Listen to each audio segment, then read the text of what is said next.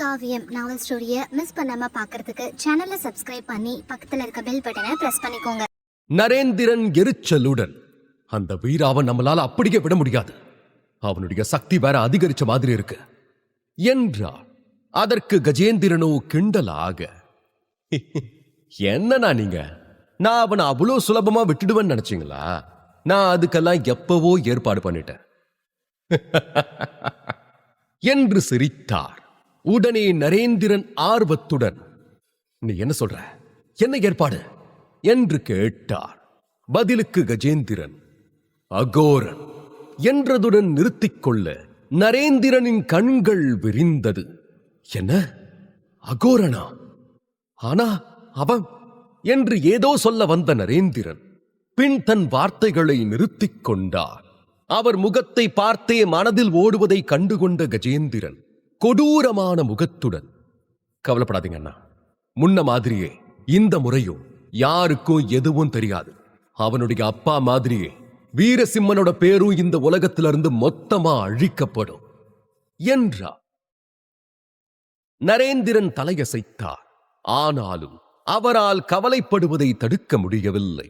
அதனால், ஆனா இளவரசி, அவளுக்கு ஏற்கனவே எல்லாமே தெரிஞ்சிருந்தா, அதனால நமக்கு ஏதாவது பிரச்சனை வந்தா என்ன செய்யறது என்று கேட்டார். அட அண்ணா, முதல் விஷயம், நாம பேரரசருக்கு எதிராக எந்த திட்டமும் போடல, எந்த செயலும் செய்யல. நம்ம செஞ்ச விஷயத்தால பேரரசருக்கு எந்த தீங்கும் நடக்கவும் இல்லை. இது நம்ம குடும்ப விஷயம். நாம ஆட்சியை பிடிக்க நமக்குள்ள நாம என்னமோ செஞ்சுக்கிட்டு போறோம். இது பேரரசரை பொறுத்த வரைக்கும் சின்ன விஷயம் தானே. இதுல அவர் ஏன் தலையிட போறாரு? அடுத்து இரண்டாவதா, இளவரசி வீராவை விரும்பினாலும் அவனுடைய மரணத்துக்கு அப்புறமும் இளவரசி அவனை மணக்க முடியுமா என்ன? அதனால அந்த வீரா தரப்புல இருந்து நமக்கு எந்த பிரச்சனையும் இருக்காது. அடுத்து மூணாவதா, திருமண ஒப்பந்தத்துல பேரரசருடைய சம்மதத்தை நாம ஏற்கனவே வாங்கிட்டோம். அதனால அவர் தன்னோட மகள்கள்ல ஒருத்தரை நம்ம அரச குடும்பத்துல திருமணம் செஞ்சு வச்சே ஆகணும். அப்படி ஒண்ணு நடந்துட்டா பேரரசர் தன்னோட மகளோட உறவினர்களுக்கு எந்த தீங்கும் செய்ய மாட்டார் தானே என்ற கஜேந்திரனின் முகத்தில் பெரிய புன்னகை இருந்தது. அவர் பெருமையான முகத்துடன் நரேந்திரனை பார்த்து, என்னன்னா, ராஜதந்திரத்துல என்னை யாரும் தோக்கடிக்க முடியாதுன்னு இப்ப நீங்க நம்புறீங்களா என்று கேட்டார். நரேந்திரன் தலையசைத்தாலும் சற்று கவலையான குரலில், இப்ப அகோரா தன்னோட வேலையை சரியா செய்யட்டும், அதுக்கப்புறம் மத்ததெல்லாம் பார்த்துக்கலாம் என்றார். அதற்கு கஜேந்திரனும், அத பத்தி கவலைப்பட தேவையே இல்லைன்னா, இன்னைக்கு வரைக்கும் யாருமே அகோரன் பிடியிலிருந்து தப்பிச்சதே கிடையாது என்று உறுதி அளித்தார். சிறிது யோசனைக்கு பிறகு கஜேந்திரனின் மேலிருந்த நம்பிக்கையில் நரேந்திரனின் முகத்திலிருந்த கவலை இறுதியாக தணிந்தது. உண்மையில் 4 ஆண்டுகளுக்கு முன்பு நடந்த சதித்திட்டத்திற்கு பின்னால் நரேந்திரன் இருப்பதாகவே அனைவரும் நினைத்தார்கள். ஆனால் இது முற்றிலும் தவறு. சதித்திட்டங்களை செய்து மற்றவர்களை சிக்க வைப்பது அவரது பழக்கம் அல்ல. இந்த வேலை கஜேந்திரனால் மட்டுமே செய்யப்பட்டது. வீரசிம்மனின் தந்தையை வஞ்சகத்தால் விஷம் குடிக்க வைத்ததில் மட்டுமல்ல, பேரரசரின் வார்த்தைகளிலேயே அவரை சிக்க வைத்து ஒப்பந்தத்தின் விதிமுறைகளுக்கு ஒப்புக்கொள்ளும்படி நம்ப வைத்ததிலும் கஜேந்திரனின் பங்கு பெரியது. உண்மையில் கஜேந்திரன் ஒரு வலிமையான ராஜதந்திரி. மகாபாரதத்தில் வரும் சகுனி, ராமாயணத்தில் வரும் கூனி, இருவரின் வம்சாவளி இவரோ என எண்ணும் அளவிற்கு அவரது புத்தி நரித்தனமாக செயல்படும். இங்கே பயிற்சி மைதானத்தில் நரேந்திரனும் கஜேந்திரனும் சென்ற பிறகு இளவரசி சிறிது நேரம் சண்டைகளை பார்த்துக் கொண்டிருந்தாள். ஆனால் அதற்கு மேல் அமர்ந்திருக்க முடியாதவள் எழுந்து நின்று வித்யாதரனிடம், வித்யாதரன் மாமா, இப்ப நாம போய் வீராவை சந்திக்கலாமா என்று கேட்டாள். ஆனால் வித்யாதரனும் இளவரசியை குழப்பத்துடன் பார்த்து, பாருங்க இளவரசி, உங்க மனசுல என்ன நடக்குதுன்னு எனக்கு புரியுது. ஆனா ஒரு சின்ன தேசத்துக்குள்ள நடக்கிற விஷயத்துல நாம அதிகமா தலையிடக்கூடாது. இவங்க நமக்கு கப்பம் கட்டுற ஒரு தேசம், நமக்குன்னு ஒரு எல்லை இருக்கு, அதோடு நாம நின்னுடணும். ஆனா நீங்க ஏற்கனவே அவங்க குடும்பத்துல தலையிட்டு ஒரு உயிரை காப்பாத்தி கொடுத்துட்டீங்க. நாம இதுக்கு மேல எதிலையும் தலையிடாம வந்த வேலையை பார்த்துட்டு கிளம்பணும். அதான் நல்லது என்று விளக்கினார். ஆனால் வித்யாதரன் சொன்னதை கேட்டு எரிச்சலான இளவரசி, மாமா, சுந்தர தேசத்தோட கல்யாண ஒப்பந்தம் செய்ய அப்பா சம்மதிச்சிருக்காருன்னு உங்களுக்கும் தெரியும். என்னோட ஒரு சகோதரி சுந்தர தேசத்து அரசு குடும்பத்து வாரிசு ஒருத்தரை கல்யாணம் பண்ணிக்க வேண்டியிருக்கும். மாமா, நீங்களே யோசிங்க. கஜேந்திரன் நரேந்திரன் மாதிரி சொந்த அண்ணனுக்கே விசுவாசமா இல்லாத தந்திரமான தருதலைங்க பேரரசருக்கு விசுவாசமா இருப்பாங்கன்னு நீங்க நினைக்கிறீங்களா? இதை தடுக்கிறதும் நியாயம் என்னன்னு பார்த்து அதுபடி நடக்கிறதும் ஒரு இளவரசியா என் கடமை இல்லையா என்று கேட்டாள். இளவரசி தனது பிரச்சனைக்கான காரணத்தை வெளிப்படுத்தியது. வித்யாதரனுக்கும் அதிலிருக்கும் நியாயம் புரிந்தது. அதனால் முடிவெடுத்தவராக, சரி இளவரசி, அப்ப நீங்க இப்ப என்ன செய்ய முடிவெடுத்திருக்கீங்க என்று கேட்டார். இளவரசி ஆதினி உறுதியான குரலில், வீரசிம்மன் இந்த தேசத்தோட முன்னாள் இளவரசன். நான் அவனை சந்திக்கணும், அவன்கிட்ட கொஞ்சம் பேசணும். என்னோட யோசனை என்னன்னா, அவனை யவன சாம்ராஜ்யத்துக்கு பாதுகாப்பா நாம வர வைக்கணும். அவனுக்கு திறமைகள் அதிகமா இருக்கு, அதை வளர்க்க உதவணும். அதுக்கப்புறம் இந்த குள்ளனரிங்க 2 பேரும் செய்யற அட்டூழியத்தையும் என் அப்பா பேரரசர் நந்திவர்மர் கிட்ட ஆதாரபூர்வமா நிரூபிக்கணும். நாம உதவி பண்ணா அவனும் நமக்கு உதவுவான்னு எனக்கு நம்பிக்கை இருக்கு என்றாள். சரி, அப்ப வீரசிம்மனை கண்டுபிடிச்சு அவங்கிட்ட நாம பேசலாம் என்ற வித்யாதரன் இளவரசியுடன் பயிற்சி மைதானத்தை விட்டு வெளியேறினார்.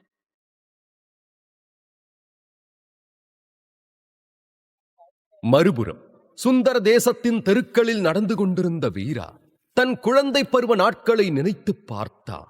அவனும் வேதாவும் இங்கே செலவிட்ட நேரங்கள் அவன் கற்பனையில் வந்து போனது. சண்டையிட்டது, ஒருவருக்கொருவர் சமாதானமானது. அவர்கள் வயது பிள்ளைகளுடன் இணைந்து அரசராக பஞ்சாயத்து செய்தது என கடந்த காலங்களை நினைவு கூர்ந்தவன் மனம் மீண்டும் வேதாவை பற்றி கவலைப்பட்டது. நான் கூடிய சீக்கிரம் ஆதிசக்தி ஆசிரமத்துக்கு போகணும். எப்படியாவது உன்னை அங்கிருந்து காப்பாத்துவ வேதா என்று அவன் தனக்குள் சொல்லிக் கொண்ட நேரம் பின்னாலிருந்து யாரோ ஒருவரின் குரல் கேட்டது. இளவரசர் வீரா! தன் சிந்தனையில் மூழ்கியிருந்த வீரா இளவரசர் என்ற வார்த்தைகளை கேட்டு திகைத்துப் போனான். இந்த வார்த்தையை அவன் கேட்டு 4 வருடங்களுக்கும் மேலாகிவிட்டது. அப்படி இருக்க இன்றும் தன்னை யார் இளவரசர் என்று அழைப்பது என்ற கேள்வியுடன் திரும்பி பார்த்தான். ஆனால் அங்கே நின்றவனை பார்த்து அவன் மேலும் ஆச்சரியப்பட்டான். நீயா என்று வீரா ஆச்சரியத்துடன் கேட்க அவன் முன் நின்றவன் பணிவுடன், ஆமா இளவரசே என்றான். சரி மாறா, ஆனா நீ இங்கே என்ன செய்யற? நீ இப்ப பயிற்சி மைதானத்துல இருக்கணும் இல்லையா? உனக்கு இன்னைக்கு தேர்வு நாளாச்சே என்று வீரா ஆர்வத்துடன் கேட்டான். வீராவின் முன் நின்று கொண்டிருந்த மாறன், நான் என் போட்டியில ஜெயிச்சிட்டேன் இளவரசே, அதனாலதான் நான் உங்களை சந்திக்கலாம்னு நினைச்சேன் என்றான். நன்றி, எனக்காக என்னை பார்க்க ஒருத்தர் வந்தது சந்தோஷமா இருக்கு. ஆனா எப்படி இருந்தாலும் நான் இப்ப சுந்தர தேசத்தை விட்டு வெளியேறிடுவேன் என்று வீரா பெருமூச்சு விட்டு சுற்றி பார்த்தா. அவன் பார்வையை தொடர்ந்து மாறனும் சுற்றி பார்க்க அதை கவனித்த வீரா, ஒண்ணுல்ல, திரும்ப எப்ப இந்த தேசத்துக்கு வருவேன்னு தெரியாது, அதான் கடைசியா இந்த இடத்தையெல்லாம் பார்த்துக்கிட்டு இருக்க என்றவன் மெதுவாக தேசத்தின் கோட்டை வாயிலை நோக்கி நடக்க மாறனும் அவனுடன் நடக்க ஆரம்பித்தான். பின்பு ஒரு ஆர்வத்தில், சரி நீங்க இப்ப எங்க போறீங்க என்று கேட்டான். வீரா கேள்வியாக மாறனை பார்க்க, இல்ல, உங்களுக்காக, உங்களுடைய ஆட்சிக்காக இந்த தேசமும் தேச மக்களும் காத்துக்கிட்டு இருக்காங்க, அதான் என்றவன் அமைதியாகிட வீரா பெருமூச்சு விட்டான். இப்போதைக்கு நான் யவன சாம்ராஜ்யத்தோட தலைநகரத்துக்கு பக்கத்துல இருக்க ஆதிசக்தி ஆசிரமத்துக்கு படிக்க போறேன். நான் என்ன வலுவாக்கிக்கணும் என்றவன் வேதாவை காப்பாற்ற அங்கு செல்வதாக சொல்லவில்லை. ஏனென்றால் ஆதிசக்தி ஆசிரமத்தில் இருந்த வேதா எப்படி ஏன் கருப்பு மலை சிறையில் அடைக்கப்பட்டாள் என அவனுக்கு எதுவும் தெரியாது. இதையெல்லாம் கண்டுபிடிக்க அவன் முதலில் ஆதிசக்தி ஆசிரமத்தில் ஒரு சீடனாக நுழைய வேண்டும். பின்னர்தான் அவளை பற்றி அனைத்து தகவல்களையும் அவனால் சேகரிக்க முடியும். பிறகுதான் வேதாவை அங்கிருந்து விடுவிக்க முடியும்.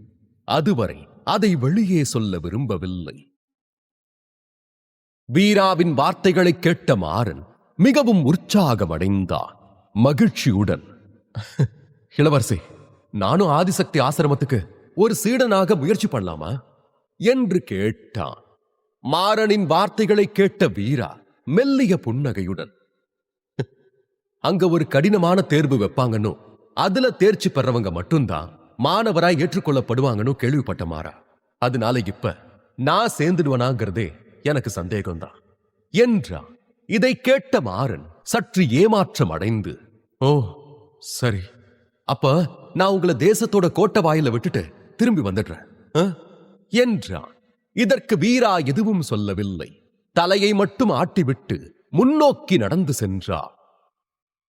சிறிது நேரத்தில் இருவரும் தேசத்தின் கோட்டை வாயிலிலிருந்து வெளியே வந்தனர். மாறன் வீராவிடம் விடைபெற்று திரும்பிச் சென்றார். ஆனால் அதே நேரத்தில் ஒரு பெரிய வெண்கல பானை வானத்திலிருந்து தரையில் விழுந்து காதை கிழிக்கும் சத்தத்தை எழுப்பியது. அந்த பயங்கரமான சத்தத்தை கேட்டதும் அங்கிருந்த வாயிற்காவலர்கள் உடனடியாக தங்கள் காதுகளை மூடிக்கொண்டனர். மாறனும் அந்த சத்தத்தை கேட்டான். அவன் திடுக்கிட்டு இந்த சத்தம் வரும் திசையை நோக்கி பார்க்க ஆரம்பித்தான். அப்போது அவன் முன்னால் இருந்த காட்சியை கண்டு அவன் ஆச்சரியப்பட்டான். காரணம், ஒரு சிறிய மலை அளவிலான ஒரு பெரிய பானை உருண்டு வருவதை கண்டான். தன் நாட்டை கடைசியாக பார்த்துக் கொண்டிருந்த வீராவும் இந்த சத்தத்தை கவனித்து அந்த திசையில் பார்த்தான். ஒரு பெரிய பானை தன்னை நோக்கி வேகமாக வருவதை கண்டான். உடனே சுதாரித்தவன் அந்த பானையை விட்டு விலகிச் செல்ல முயன்றான். ஆனால் அந்த பானையின் வேகம் மிக வேகமாக இருந்தது. இதனால் வீரா எதிர்வினை ஆற்றுவதற்கு முன்பே அந்த பானை வீராவின் அருகில் சென்றது. அதே நேரம் ஒரு மெல்லிய கை அதிலிருந்து வெளியே வந்து வீராவை அந்த வெண்கல பானைக்குள் இழுத்தது. அத்துடன் ஒரு வயதான மனிதர் அந்த பானையிலிருந்து தனது தலையை வெளியே நீட்டினார். அவர் மிகவும் மெலிந்திருந்தார். அவரது எலும்புகள் புடைத்திருக்க தோல் சுருக்கங்களால் நிறைந்திருந்தது. அவர் தனது தலையை பானையிலிருந்து வெளியே நீட்டி சிரித்தபடி, நான் ரொம்ப அதிர்ஷ்டசாலி, இவன் கிட்ட ஒரு சிறப்பு வாசனை இருக்கு, அது என் ஆயுதங்களை போலவே இருக்கு, இவ என் ஆயுதங்களுக்கு சரியான பொருத்தமா இருப்பான், இவ எனக்கு கிடைச்சது ரொம்ப சந்தோஷம் என்றபடி பானைக்குள் சென்றார். பானை உருண்டு கொண்டே அங்கிருந்து நகர்ந்து மறைந்தது. தனக்கு முன்னால் நடந்த சம்பவத்தை கண்டு அதிர்ச்சி அடைந்த மாறன், அகோரன் என்றார். இந்த உலகத்தின் பெரும்பாலான தேசங்களும் மன்னர்களும் ஆயுத தயாரிப்பாளர்களை மதித்து தங்களுக்காக சக்தி வாய்ந்த ஆயுதங்களை உருவாக்க அவர்களை பயன்படுத்தினர். சுந்தர தேசத்தை சுற்றியுள்ள பகுதிகளிலும் ஒரு பிரபலமான கொல்லன் இருந்தார். ஆனால் வடக்கு பகுதியை சேர்ந்த பெரும்பாலான ஆட்சியாளர்கள் அவனை வெறுத்தனர். உண்மை என்னவென்றால் அவனது ஆயுதம் தயாரிக்கும் நுட்பங்களை எதிர்த்தனர். அவனை கொல்லக்கூட பல முயற்சிகள் நடந்தன. ஏனெனில் அவன் தனது ஆயுதங்களை உருவாக்க பயன்படுத்தும் நுட்பங்கள் மிகவும் அருவருப்பானவை. அதிலும் ஆயுதங்களை செய்யும் போது உயிருள்ள மக்களின் உடல்களிலிருந்து இரத்தத்தை எடுத்து தனது பானையில் வைப்பான். சில சமயங்களில் உயிருள்ள மக்களையே நேரடியாக தனது பானையில் வைத்து உயிருடன் எரிப்பான். அவன்தான் அகோரன். வடக்கு பகுதியை சேர்ந்த பல ஆட்சியாளர்கள் அகோரனை பிடிக்க முயன்றால் அவர்கள் அனைவரும் அகோரனின் வலிமையான சக்தி மற்றும் வேகத்தால் தோல்வி அடைந்தனர். அவன் ஒவ்வொரு முறையும் அவர்களின் பிடியிலிருந்து தப்பி விடுவான். எப்போதும் போல இன்றும் அவன் வீராவை கடத்திச் சென்று மிகுந்த சாமர்த்தியத்துடன் தப்பித்து விட்டான். இங்கே மாறன் பேசாமல் நின்று கொண்டிருந்தான். அவன் பார்த்ததை அவனால் நம்பவே முடியவில்லை. அகோரன் அவன் கண்களுக்கு முன்பாக வீரசிம்மனை அழைத்து சென்றான். அவனால் எதுவும் செய்ய முடியவில்லை. இதை பற்றி யோசித்துக் கொண்டிருக்கும் போதே ஒரு இனிமையான குரல் கேட்டது. வீரசிம்மனை பாத்தியா என்ற குரல் கேட்ட மாறன் திரும்பி பார்த்தபோது தனக்கு முன்னால் யவன சாம்ராஜ்யத்தின் இளவரசியே நிற்பதை கண்டார். அவளுக்கு அருகில் வெள்ளிக்கவசம் அணிந்த ஒரு ஆண் இருந்தார். இருவரையும் பார்த்ததும் மாறன் சற்று பதட்டமடைந்து தடுமாறி, ஆமா ஆமா நான் பார்த்தேன் என்றான். உடனே இளவரசி ஆதினியும் வீராவை தேடிப் பார்த்தாள். ஆனால் அவனை எங்கும் காணவில்லை. அதனால் அவள் மீண்டும் பொறுமையாக, வீரசிம்மன் எங்கேயும் போறதா சொன்னாரா என்று கேட்டாள். மாறனுக்கு இதற்கு எப்படி பதிலளிப்பது என்று தெரியவில்லை. ஆனால் இளவரசியின் கேள்விக்கு பதிலளிக்காமல் அவனால் இருக்க முடியாதே. அதனால் சிறிது நேரம் யோசித்தவன், அவன் ஆதிசக்தி ஆசிரமத்துக்கு படிக்க போறான். ஆனா என்றவன் நிறுத்த, ஆதிசக்தி ஆசிரமமா என்ற இளவரசியின் கண்கள் உடனடியாக ஒளிர்ந்தன. ஆனால் பின்னர் மாறனின் கடைசி வார்த்தைகளை கேட்டு அவள் சிறிது அதிர்ச்சி அடைந்தாள். ஆனா என்ன என்று இளவரசி கேட்டாள். இங்க ஒரு தீய கொல்லம் இருக்கான், அகோரன். அவன் வீராவை கடத்திட்டு முன்னாடி உள்ள காட்டுக்குள்ள அழைச்சிட்டு போயிட்டான் என்றா. கடத்தப்பட்டானா? ஆனா ஏன்? அந்த அகோரன் யாரு என்று இளவரசியும் வித்யாதரனும் ஆச்சரியத்துடன் ஒன்றன் பின் ஒன்றாக கேள்விகளால் மாறனை துளைத்தனர். ஆதிசக்தி ஆசிரமத்தின் பெயரை கேட்டதும் இளவரசி ஆதினியின் கண்கள் பிரகாசித்தன. ஆனால் மாறனின் கடைசி வார்த்தைகளை கேட்டு அவள் அதிர்ச்சி அடைந்தாள். அதனால் இளவரசி, ஆனா என்ன என்று கேட்டாள். அதற்கு தயங்கிய மாறன், அகோரன் இங்க இருக்கிற தீய கொல்லன் ஒருத்தன் வீராவை கடத்தி இந்த காட்டுக்குள்ள அழைச்சிட்டு போயிட்டான் என்றான். கடத்துறதா? ஆனா ஏன்? ஆமா, இந்த அகோரன் யாரு? இளவரசி வித்யாதரன் இருவரும் ஆச்சரியத்துடன் ஒன்றன் பின் ஒன்றாக கேள்விகளால் மாறனை துளைத்தனர். மாறன் சற்று தயக்கத்துடன் அகோரனை பற்றி பேச ஆரம்பித்தார். உண்மையில அகோரங்கிறது இந்த பகுதியை சேர்ந்த ஒரு கொல்லன். ரொம்ப மோசமானவன். அவன் தன்னோட மந்திர திறன்களால கொடிய ஆயுதங்களை உருவாக்குறான். தினமும் யாராவது ஒருத்தரை கடத்திடுவான். ஆனா இன்னைக்கு வரைக்கும் அவங்கள யாரும் திரும்பி வந்ததே இல்லை. உயிருள்ள மக்களுடைய ரத்தத்தை பயன்படுத்தி அவன் மர்மமான ஆயுதங்களை செய்யறான்னு ஒரு வதந்தி கூட மக்கள் கிட்ட பரவி இருக்கு. ஆனா அது வதந்தியா இல்ல உண்மையான யாருக்குமே தெரியாது என்று மாறன் முழு கதையையும் இருவரிடமும் பயத்துடன் கூறினார். என்ன, இப்படியெல்லாம் நடக்குதா என்று அவனுடைய வார்த்தைகளை கேட்டு இருவரும் ஒருவரை ஒருவர் ஆச்சரியத்துடன் பார்த்துக் கொண்டனர். சிறிது நேரம் யோசித்த பிறகு வித்யாதரனிடம் திரும்பிய இளவரசி ஆதினி, மாமா, நாம உடனடியா போய் வீரசிம்மனை காப்பாத்தணும் என்றாள். மன்னிச்சிருங்க இளவரசி, என்னால உங்களை எந்த பிரச்சனையிலையும் சிக்க வைக்க முடியாது. அதனால நான் உங்களை எங்கேயும் போக விட முடியாது என்ற வித்யாதரன் உடனடியாக இளவரசியின் முன் தோன்றி அவளை எங்கும் செல்ல விடாமல் தடுத்தபடி நின்றார். வித்யாதரனிடம்தான் தன்னுடைய பாதுகாப்பு பொறுப்பு ஒப்படைக்கப்பட்டிருப்பதை இளவரசி அறிவாள். எனவே அவர் தன்னை ஆபத்தை நோக்கி செல்லவிட மாட்டார் என்பதை புரிந்து கொண்ட இளவரசி தனது முகத்தில் கவலையை காட்டி, ஆனா மாமா, வீரசிம்மனுடைய உயிருக்கு ஆபத்து. நாம ஏதாவது செய்யணும், இல்லனா அவனை கொன்னுடுவாங்க. சரி, அப்ப நீங்க ஒண்ணு பண்ணுங்க, இந்த பையனோட போய் வீரசிம்மனை திரும்ப அழைச்சிட்டு வாங்க என்றாள். ஆனால் வித்யாதரன் இன்னும் தனது இடத்தில் உறுதியாக இருந்தார். என்ன மன்னிச்சிடுங்க இளவரசி, என்னால உங்களை தனியா விட்டு போக முடியாது. அப்புறம் இது பேரரசருடைய கட்டளைகளை மீற மாதிரி ஆயிடும் என்றார். வித்யாதரன் ஒரு மெய்க்காப்பாளர். அவருக்கு இளவரசியின் பாதுகாப்பு தான் மிகவும் முக்கியமானது. வேறு எதுவும் அவருக்கு முக்கியமில்லை. அதற்காக இளவரசியின் பேச்சை மீறவும் அவர் தயாராக இருந்தார். இளவரசி ஆதினி உதவியற்ற கண்களால் வித்யாதரனை பார்த்தாள். அடுத்து என்ன செய்வது என்று அவளுக்கு புரியவில்லை. அவளுடைய நம்பிக்கைகள் அனைத்தும் உடைந்து போனது போல் தளர்ந்து போனாள். ஆதினியின் பிரச்சனைக்கு மிகப்பெரிய காரணமே வீராவின் சித்தப்பாக்களும் அவர்களின் நரித்தந்திர குணமும் தான். உண்மையை அவள் அறிந்ததிலிருந்தே தனது சாம்ராஜ்யத்தை பற்றியும் குறிப்பாக தனது தந்தையை பற்றியும் அவள் மிகவும் கவலைப்பட்டாள். உண்மையில் கஜேந்திரன் மிகவும் புத்திசாலித்தனமாக பேரரசரையே ஒரு இரத்த ஒப்பந்தத்தில் ஈடுபடுத்தி ஒத்துக்கொள்ள வைத்துள்ளார். இதனால் பேரரசரால் இந்த ஒப்பந்தத்திலிருந்து பின்வாங்கவோ அல்லது சுந்தர தேசத்திற்கு எந்த தீங்கும் செய்யவோ முடியாது. மேலும் அவர் இரத்த ஒப்பந்தத்தை மீறினார் அது அவரது மரணத்திற்கு வழிவகுக்கும். இதுவே இவர்கள் வீரசிம்மனை காப்பாற்றி அவன் சக்தி வாய்ந்தவனாக மாற உதவினார். இவர்கள் சுந்தர தேசத்திற்கு எதிராக எதுவும் செய்யவோ அல்லது இந்த இரத்த ஒப்பந்தத்திற்காக யாருடைய உதவியையோ கேட்க வேண்டிய அவசியமில்லை. காரணம், வீரசிம்மனே இந்த 2 சகோதரர்களையும் கொன்று விடுவார். இந்த வழியில் பேரரசருக்கு இருக்கும் அந்த 2 பிரச்சனைகளும் தானாக அகன்றுவிடும்.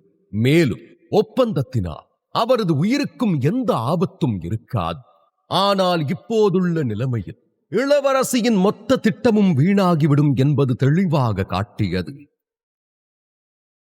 அதே நேரம் அந்த கோட்டை வாயிலுக்குள் இருந்த சிலர் வீரா அகோரனால் கடத்தப்படுவதை கண்டிருந்தனர். இதனால் மெதுவாக இந்த செய்தி சுந்தர தேசம் முழுவதும் காட்டுத்தீ போல பரவியது. மக்கள் அனைவரும் மீண்டும் சுந்தர தேசத்தை நினைத்தும் தங்களின் எதிர்காலத்தை நினைத்தும் கவலைப்படத் தொடங்கினர். வீராவின் தந்தை மகாராஜா ராஜேந்திர சிம்மன் உயிரோடு இருந்தபோது அகோரன் போன்ற தீயவர்கள் எந்தவிதமான பிரச்சனையையும் உருவாக்க துணியவில்லை. இதனால் முழு வடக்கு பகுதியிலும் சுந்தர தேசம் மிகவும் சக்தி வாய்ந்த தேசமாக திகழ்ந்தது. ஆனால் இந்த 2 பேய்களின் ஆட்சியினால் தேசம் முன்பு போல சக்தி வாய்ந்ததாக இல்லை. அரசர் ராஜேந்திர சிம்மனின் காலத்தில்தான் சுந்தர தேசம் மீண்டும் வடக்கு பகுதியில் அதன் பிடியை பெறத் தொடங்கியது. இதனாலேயே யவன சாம்ராஜ்யத்தின் பேரரசர் ஒப்பந்த திட்டத்திற்கு ஒப்புக்கொண்டார். இதுவே உண்மை கதை. ஆனால் துரதிருஷ்டவசமாக அவரின் மரணத்திற்கு பிறகு சுந்தர தேசத்தின் நிலைமை நாளுக்கு நாள் மோசமடைந்து வந்தது. கடந்த காலத்தில் சுந்தர தேசத்து மக்கள் எவ்வித பயமும் இன்றி எந்த நேரமும் தெருக்களில் நடப்பர். அவர்களுக்கு தீங்கு செய்யவோ துன்புறுத்தவோ யாருக்கும் துணிவிருக்காது. ஆனால் இப்போது பட்ட பகலில் தெருவில் நடக்கக்கூட ஒவ்வொருவரும் பயந்தனர். இதில் சுந்தர தேசத்து ஊழியர்கள் மற்றும் வீரர்களுக்கு அவர்கள் தேவையில்லாமல் தொந்தரவு செய்யக்கூடாது என்பதற்காக அடிக்கடி லஞ்சம் வேறு கொடுக்க வேண்டியிருந்தது. இந்த தருணத்தில் வீராவின் எழுச்சியும் விடுதலையும் நடந்திட மக்களுக்கு நம்பிக்கையின் ஒளி தெரிந்தது. ஆனால் இப்போது அவனும் அகோரனின் கையில் சிக்கிவிட்ட செய்தி தெரிந்தது. மக்களின் மொத்த நம்பிக்கையும் கண்ணாடி துண்டுகளாக உடைந்து சிதறிவிட்டது. சுந்தர தேசம் இனி இந்த புதைக்குழியிலிருந்து மீளும் என்ற நம்பிக்கை மக்களுக்கு விட்டுப் போனது. மறுபுறம் வெண்கல பானைக்குள் வீரா அமைதியாக அமர்ந்திருந்தான்.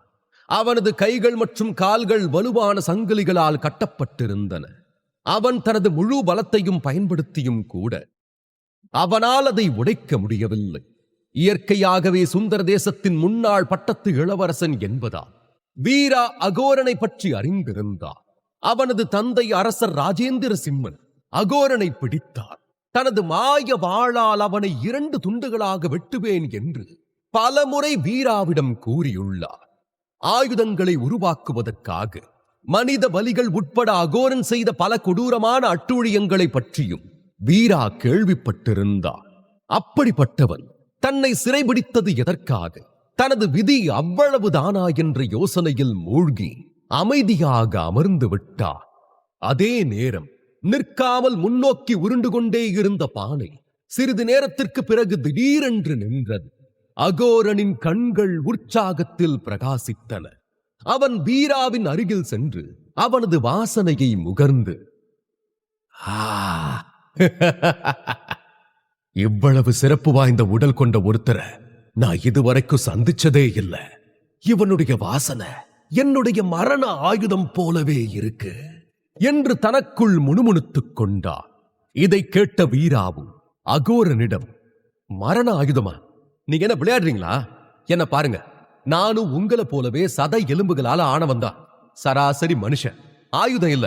அதனால என்ன போக விடுங்க என்றான். உண்மையில் அகோரனின் மூக்கு அவ்வளவு உணர்திறன் கொண்டதாக இருக்கும் என்று வீராவே எதிர்பார்க்கவில்லை. ஆனாலும் தனக்கு ஒன்றும் தெரியாதது போல் அமைதியாக இருந்தவன் வெளியே எதுவும் இல்லாதது போல சாதாரணமாக நடந்து கொண்டான். நான் உன்னை போக விடணுமா? இப்ப நீதான் என்கிட்ட விளையாடுற என்ற அகோரனின் ஒவ்வொரு வார்த்தைகளும் வீராவை அதிர்ச்சிக்குள்ளாக்கியது. அகோரன் தொடர்ந்து, அதோட இவ்வளவு வலுவான உடலை கொண்ட ஒருத்தரை கண்டுபிடிக்கிறது எனக்கு ஒரு புதையல் மாதிரி. அதை விடுவன்னு நினைக்கிறியா? ஆயுதம் தயாரிக்கிற பானையில உன்னை வைக்கிறப்ப எவ்வளவு சக்தி வாய்ந்த ஆயுதம் உருவாகணும் கூட எனக்கு தெரியல.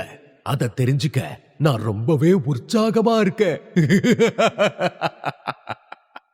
என்றவன் வீராவின் கைகளிலும் கால்களிலும் கட்டப்பட்டிருந்த சங்கிலிகளை மீண்டும் ஒருமுறை சரிபார்த்துவிட்டு பின்னர் பானையிலிருந்து வெளியே சென்றான்.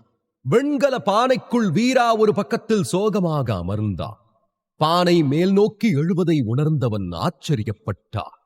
ஆனால் அது ஏன் என்று அவனுக்கு புரிந்தது. உண்மையில் அகோரன் இப்போது பானையை தரையிலிருந்து எடுத்து அதை தனது முதுகில் வைத்துக் கொண்டு ஓடத் தொடங்கினான். அகோரன் பானைக்குள் இருந்தபோது இருந்ததை விட இப்போது அவர்கள் மிக வேகமாக நகர்ந்தனர். குறைந்தபட்சம் இப்போது வீரா அகோரனின் உடலிலிருந்து வெளிப்படும் துர்நாற்றத்தை எதிர்கொள்ள வேண்டியதில்லை. மேலும் பானை மீண்டும் மீண்டும் தரையில் அடிக்கும் பயமும் இல்லை. எனவே இப்போது அவனுக்கு மிகவும் நன்றாக இருந்தது.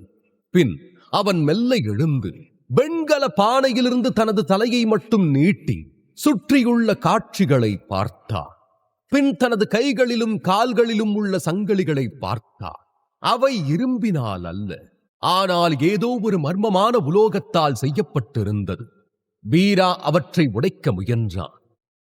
ஆனால் அது மிகவும் வலிமையானதாக இருந்ததா வீராவின் இம்முயற்சியும் தோல்வியில்தான் முடிந்தது. பின் தப்பிக்கும் வழிகளை பற்றி யோசித்தவன் வெளியே உள்ள நிலைமையை மதிப்பிடுவதற்காக பானையிலிருந்து மீண்டும் தனது தலையை நீட்டி சுற்றி பார்த்தான். பாதையை பார்த்த வீராவுக்கு தலை சுற்றத் தொடங்கியது. காரணம், அவர்கள் செல்லும் பாதை உண்மையில் பாதையே அல்ல, அது முழுக்க முழுக்க காட்டு வழி. அகோரன் பாதையில்லா காட்டுக்குள் ஆழமாக சென்று கொண்டிருந்தான். இந்த பைத்தியக்காரங்கிட்ட வந்து மாட்டிக்கிட்டேன். இவன் கிட்ட இருந்து எப்படி தப்பிக்க முடியும்னு தெரியலையே. சரி, இன்னும் கொஞ்ச நேரம் காத்திருந்து என்னதான் நடக்குதுன்னு பாப்போம். எனக்கு தப்பிக்க ஏதாவது வாய்ப்பு கிடைக்காமலா போயிடும் என்று தனக்குள் எண்ணியவன் காத்திருக்க முடிவு செய்தான். பாதையில் இருந்த மரங்கள் வீராவுக்கு மங்கலான கருப்பு நிழல்கள் போல தெரிந்தன. அவை வேகமாக பின்னோக்கி நகர்ந்தன.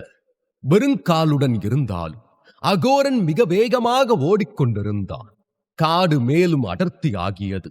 காற்று மிகவும் குளிராக இருந்தது. வெளிச்சமும் குறைந்து கொண்டே போனது. இவை அனைத்தும் வீராவுக்கு காட்டின் ஆழத்தை அடைந்து விட்டதை உணர்த்தியது. நீண்ட நேரம் இப்படி நகர்ந்த பிறகு அவர்கள் இறுதியாக அடர்ந்த காட்டிலிருந்து வெளியே வந்தனர். வீரா மீண்டும் கழுத்தை திருப்பி சுற்றி பார்த்தார். அவர்களுக்கு முன்னால் மலையின் உச்சியில் ஒரு பெரிய பாறை இருப்பதை கண்டார். அகோரன் அதை வேகமாக நெருங்கினான்.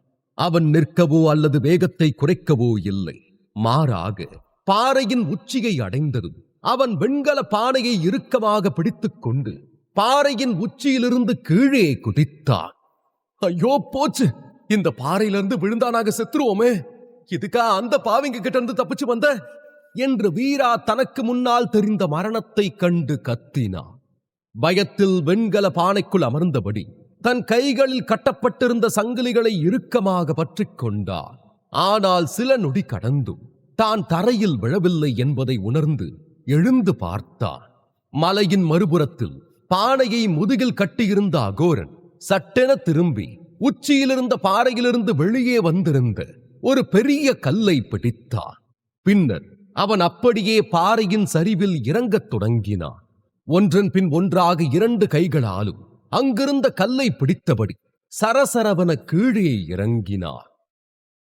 கீழே பாறையின் அடிவாரத்தில் ஒரு பெரிய மரம் இருந்தது.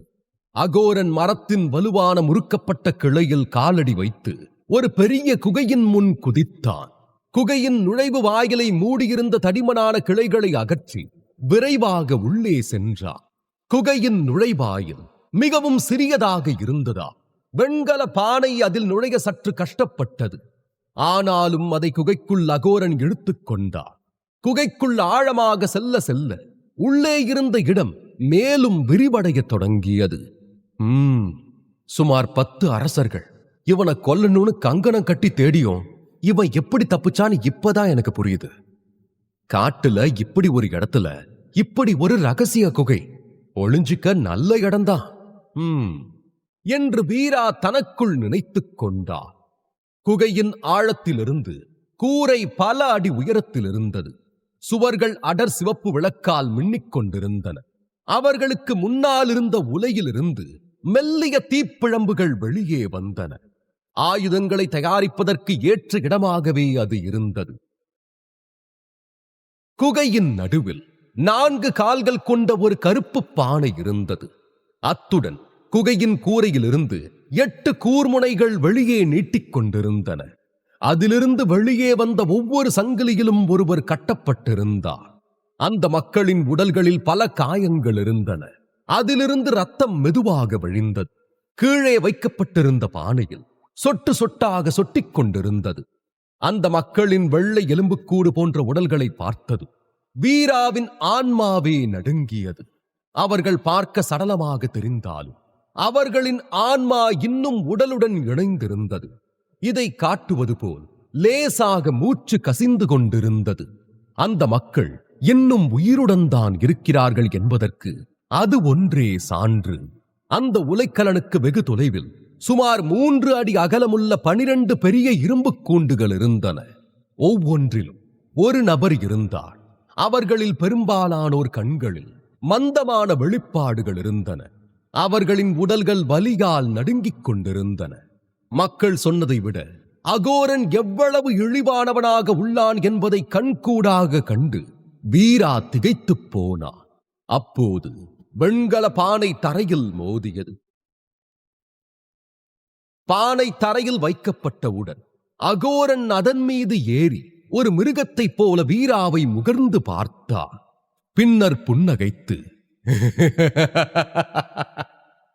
உனக்கு தெரியுமா, ஆயுதங்களை உருவாக்குறப்ப உயிருள்ள மனுஷங்களுடைய சதையையும் ரத்தத்தையும் பயன்படுத்தி ஆயுதங்களை உருவாக்குனா அந்த மனுஷங்க கிட்ட இருந்து வெளிப்படுற வெறுப்பு உணர்வு என் மரண ஆயுதங்களுடைய சக்திய இன்னும் அதிகரிக்கும்.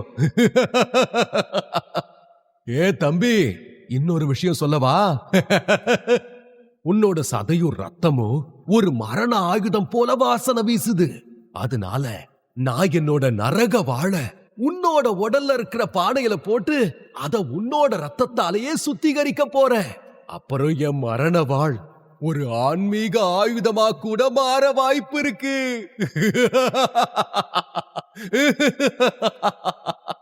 என்றவனின் கொடூர சிரிப்பு அந்த குகையே குலுங்கியது. பானைக்குள் இருந்த வீராவிடம் நெருங்கிய அகோரன் அவனை முகர்ந்து பார்த்தான். அந்த பரவசத்துடன், ஏ தம்பி, ஒரு விஷயம் சொல்லவா? உன்னோட சதையும் ரத்தமும் ஒரு மரண ஆயுதம் போல வாசனை வீசுது. அதனால நான் என்னோட நரக வாழ உன்னோட உடல்ல இருக்கிற பானையில போட்டு அத உன்னோட ரத்தத்தாலேயே சுத்திகரிக்க போறேன். அப்புறம் என் மரண வாழ் ஒரு ஆன்மீக ஆயுதமா கூட மாற வாய்ப்பு இருக்கு. என்று அகோரன் கொடூரமாக சிரிக்க அந்த சிரிப்பில் அந்த குகையே குலுங்கியது. ஒரு கொல்லனாக அகோரன் எப்போதும் ஆயுதங்களை உருவாக்க மிகவும் கொடூரமான முறைகளையே பயன்படுத்தினான். அப்படி அவன் 3 உயர்மட்ட மரண ஆயுதங்களை இந்த முறையில் வெற்றிகரமாக உருவாக்கியுள்ளான். அகோரன் அவை அனைத்தையும் நேசித்தாலும் அந்த 3இல் ஒன்றான நரகத்தின் வாளை எண்ணிதான் அவன் மிகவும் பெருமைப்பட்டான். எனவே இந்த முறை அகோரன் மரண ஆயுதங்களை விட சக்தி வாய்ந்த ஒரு ஆன்மீக ஆயுதத்தை உருவாக்க விரும்பினான். ஆன்மீக ஆயுதத்தை உருவாக்குவதே தனது மிகப்பெரிய லட்சியம் என்று சுற்றிக் கொண்டுள்ளான். பொதுவாக உயர்மட்ட ஆயுதங்கள் ஒரு நபர் அல்லது அரசின் மரியாதையுடன் தொடர்புடையவை. ஒரு நபர் எவ்வளவு உயர்ந்த மட்ட ஆயுதங்களை வைத்திருந்தாலும் அவ்வளவு மரியாதை அவருக்கு கிடைக்கும். அவற்றில் ஆன்மீக ஆயுதங்கள் மிகவும் மதிப்பு மிக்கவை. ஒரு காலத்தில் சக்தி வாய்ந்த மற்றும் செல்வாக்கு மிக்க தேசமாக இருந்த சுந்தர தேசத்திடம் கூட ஒரே ஒரு உயர்மட்ட மரண ஆயுதம் மட்டுமே இருந்தது. அது சிம்ம வாள். அதை வீராவின் தந்தை மகாராஜா ராஜேந்திர சிம்மன் வைத்திருந்தார். சுற்றியிருந்த 10 ராஜ்யங்களிடம் கூட அந்த சிம்ம வாளுக்கு இணையான வேறு எந்த ஆயுதமும் இல்லை. ராஜேந்திர சிம்மனும் அந்த மரண ஆயுதத்தை அரிதாகவே பயன்படுத்தினார். எனவே பெரும்பாலான நேரங்களில் அது சுந்தர தேசத்தில் மிகவும் ரகசியமான இடத்தில் பாதுகாப்பாக வைக்கப்பட்டது. அதன் மதிப்பு மிக அதிகமாக இருந்ததா இது எதிரிகளின் இதயங்களில் பயத்தை ஏற்படுத்த மட்டுமே உதவியது. மகாராஜா ராஜேந்திர சிம்மனை கொன்ற பிறகு நரேந்திரன் அந்த அற்புதமான வாளை தேட மிகவும் முயன்றார். ஆனால் அவரது அனைத்து முயற்சிகளும் வீணாகின. அதை கண்டுபிடிப்பது ஒருபுறம் இருக்க, அது எங்கே வைக்கப்பட்டுள்ளது என்பதற்கான எந்த தடயமும் துப்போ கூட இல்லை. அந்த வாள் மரண ஆயுதங்களில் மிக உயர்ந்ததாக கருதப்பட்டாலும் ஒரு ஆன்மீக ஆயுதத்துடன் ஒப்பிடும் போது அது ஒன்றுமே இல்லை. இதனாலேயே ஒவ்வொரு ராஜ்யமும் ஒரு ஆன்மீக ஆயுதத்தை வைத்திருக்க விரும்பியது. ஒரு சாதாரண நபர் ஒரு ஆன்மீக ஆயுதத்தை பெற்றால் அது அந்த நபருக்கு மட்டுமல்ல, அவரது முழு குடும்பத்திற்கும் பேரழிவை ஏற்படுத்தும். சுந்தர தேசத்தில் யாராவது அத்தகைய ஆயுதம் வைத்திருப்பதாக செய்தி வந்தாலும் அந்த நபர் அந்த ஆயுதத்தை உடனே அரச குடும்பத்திடம் ஒப்படைக்க வேண்டும். இல்லையெனில் அவரது முழு குடும்பமும் அழிக்கப்படும். ஆன்மீக ஆயுதம் வைத்திருப்பதில் இப்படி பிரச்சனைகள் இருந்தாலும் கூட இதில் சில நன்மைகளும் இருந்தன. உதாரணமாக, ஆன்மீக ஆயுதங்கள் சில சிறப்பு சக்திகளை வழங்கக்கூடும். சிலவற்றில் பயிற்சியின் வேகத்தை துரிதப்படுத்தும் திறன் இருந்தது. சில ஆயுதங்கள் உரிமையாளரின் போர் திறன்களை வெகுவாக மேம்படுத்தக்கூடியதாகவும் இருந்தன. இப்படி பல திறன்கள் இருந்ததா ஆன்மீக ஆயுதங்களை வைத்திருக்க மக்கள் எப்போதும் விரும்பினர். அதற்காக அவர்கள் தங்கள் முழு குடும்பத்தின் உயிரையும் பணயம் வைக்கக்கூட தயாராக இருந்தனர். இப்படி இருக்க, தன்னையே அகோரன் ஆன்மீக ஆயுதமாக மாற்றப் போவதாக சொன்னதும் வீரா கசப்புடன் சிரித்தார். ஆனாலும் ஆயுதங்களை தயாரிக்கிறதுக்கான முக்கிய பொருட்களே உயர்தர உலோகமோ உயர் வெப்பநிலை நெருப்பும் தான். இதுல ஒண்ணு உங்ககிட்ட இல்லைனாலும் நீங்க உயர்தர ஆயுதத்தை உருவாக்க வாய்ப்பே இல்லை. ஆயுதங்களை உருவாக்குறதுக்கான ஒரே சூத்திரம் இதுதான். இது என்னை விட உங்களுக்கு நல்லா தெரியும் நினைக்கிறேன். அப்படி இருக்கிறப்ப என் சத அப்புறம் ரத்தத்தை மட்டுமே பயன்படுத்தி ஒரு ஆன்மீக ஆயுதத்தை, அதுவும் சக்தி வாய்ந்த ஆயுதத்தை உருவாக்க முடியும் நீங்க சொல்றது முட்டாள்தனமா தெரியல? இல்ல, மன்னிச்சிடுங்க, ஆனா உண்மை இதுதானே. நீங்க உங்க ஆயுதத்துடைய சக்தியை அதிகரிக்கிறதுல அவ்வளவு தீவிரமா இல்லைன்னு தான் நான் நினைக்கிறேன். வெறும் மூட நம்பிக்கையை மட்டுமே வச்சு எதுவும் பண்ண முடியாது இல்லையா என்றார். மருந்து தயாரித்தல் மற்றும் ஆயுதங்களை உருவாக்கும் சூத்திரங்கள் உட்பட பல்வேறு பாடங்களின் புத்தகங்களை ஒரு காலத்தில் வீரா ஆர்வமாக படித்திருந்தார். ஆனாலும் மருந்து அல்லது ஆயுதங்களை உருவாக்குவது பற்றி அவனுக்கு அதிகம் தெரியாது. போர்க்கலையிலும் தற்காப்பு கலையிலும் தேர்ச்சி பெறுவதில் வீரா மிகவும் வெறித்தனமாக இருந்ததா அவன் மற்ற திறன்களில் அதிக கவனம் செலுத்தவில்லை. மேலும் அவன் இப்போதிருக்கும் சூழ்நிலையில் மிகவும் விரக்தியில் இருந்தான். எதையாவது சொல்லி எப்படியாவது அகோரனின் மனதை கொஞ்சமாவது மாற்ற முடியும் என்று சிறிதளவு நம்பிக்கை இருந்ததாலேயே அவன் தன்னால் முடிந்ததை செய்ய இப்படி பேசினான். ஆனால் அகோரனு, பரவாயில்லையே, ஆயுதங்களை மேம்படுத்துறத பத்தி உனக்கு கொஞ்சம் அறிவு இருக்கிறது தெரியுது. ஆனா உன்னோடது வெறும் மேலோட்டமான அறிவு. இது எனக்கு உதவாது.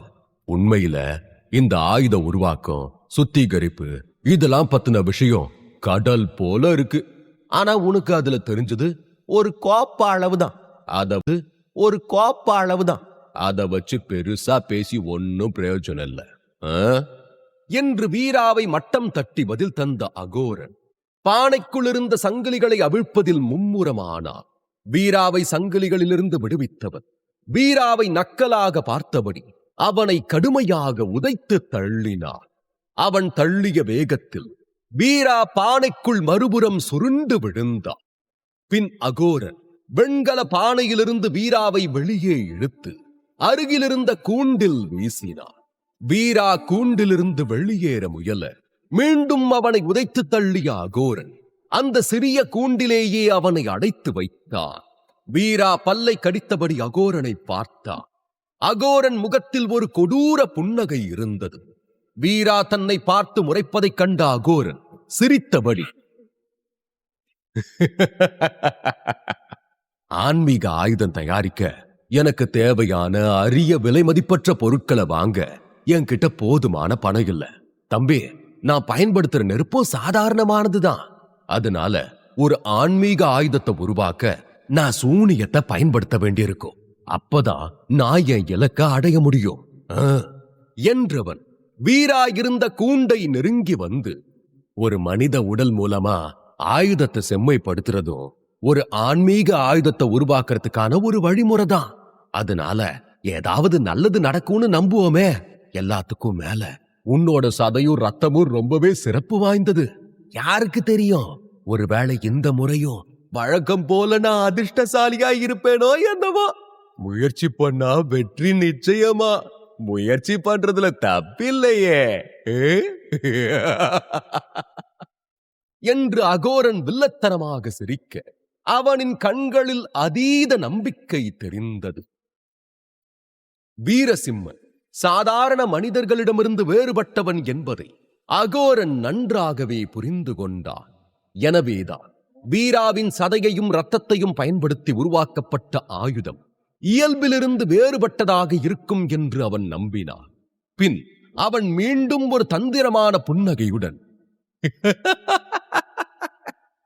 முயற்சி தப்பில்ல தானே, எல்லாம் நல்லா நடக்கும்னு நம்புற என்றான்.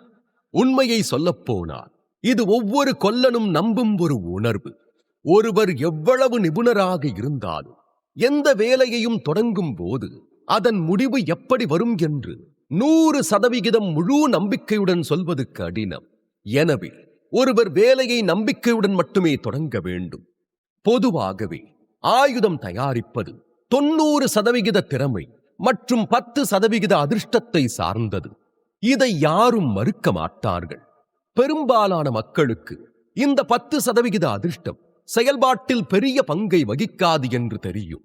இருப்பினும் அந்த 10% அதிர்ஷ்டத்தால் தான் சில கொல்லர்கள் சில சிறந்த ஆயுதங்களை உருவாக்க முடிந்தது. அகோரன் இப்படி தன் உயிரை வைத்து சூதாட்டம் விளையாடப் போவதை வீரா நம்ப முடியாமல் பார்த்தார். வீராவின் இதயம் இந்த யதார்த்தத்தை ஏற்றுக்கொள்ள விரும்பவில்லை. இதுக்காக தான் நான் இவ்வளவு கஷ்டப்பட்டு அங்கிருந்து தப்பிச்சு வந்தானா? இப்படி ஒரு பைத்தியக்காரன் கிட்ட மாட்டிக்கிட்டனே.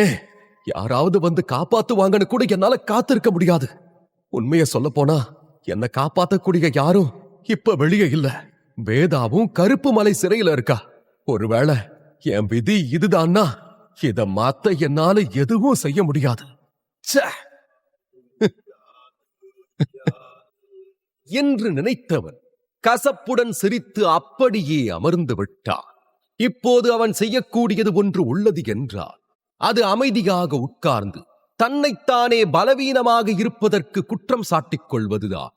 கடந்த ஒரே மாதத்தில் வீரா வேகமாக முன்னேறி மூலாதார சக்கரத்திலிருந்து மணிப்பூரா சக்கரத்தை அடைய முடிந்தாலும் அது இன்னும் போதுமானதாக இல்லை.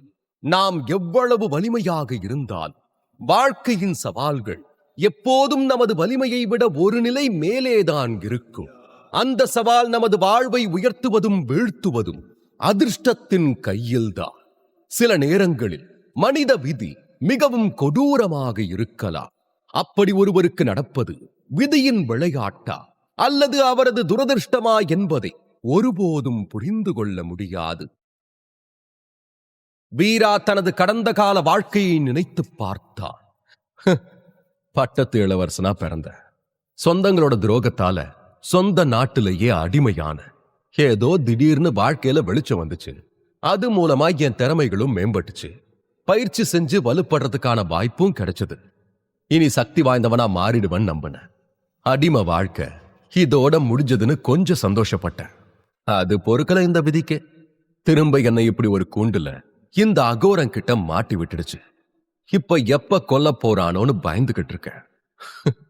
வீரா, இப்படி உன் நிலைமை தனியா புலம்புற மாதிரி மாறிடுச்சேடா. இந்த அண்ணனை மன்னிச்சிடுவேதா என்று வீரா தனது அவல நிலையை பற்றி புலம்பிக் கொண்டிருக்க, அதை சற்றும் கண்டுகொள்ளாத அகோரன் தன் வேலையில் மும்முரமாக இருந்தான். அவனின் ஒவ்வொரு தயாரிப்புக்கும் நிறைய நேரம் எடுத்தது. இப்போது கூட அகோரன் குகையில் ஒரு மூலையில் இருந்தான். அங்கு ஒரு சுத்தியலால் எதையோ அடித்துக் கொண்டிருந்தான். பின்னர் அவன் வீராவை வைத்திருந்த வெண்கல பானைக்குள் சென்றான். உள்ளே என்ன செய்கிறான் என்பதை வீராவால் பார்க்க முடியவில்லை. ஆனால் உள்ளிருந்து பல விசித்திரமான சத்தங்கள் காதில் விழுந்தது.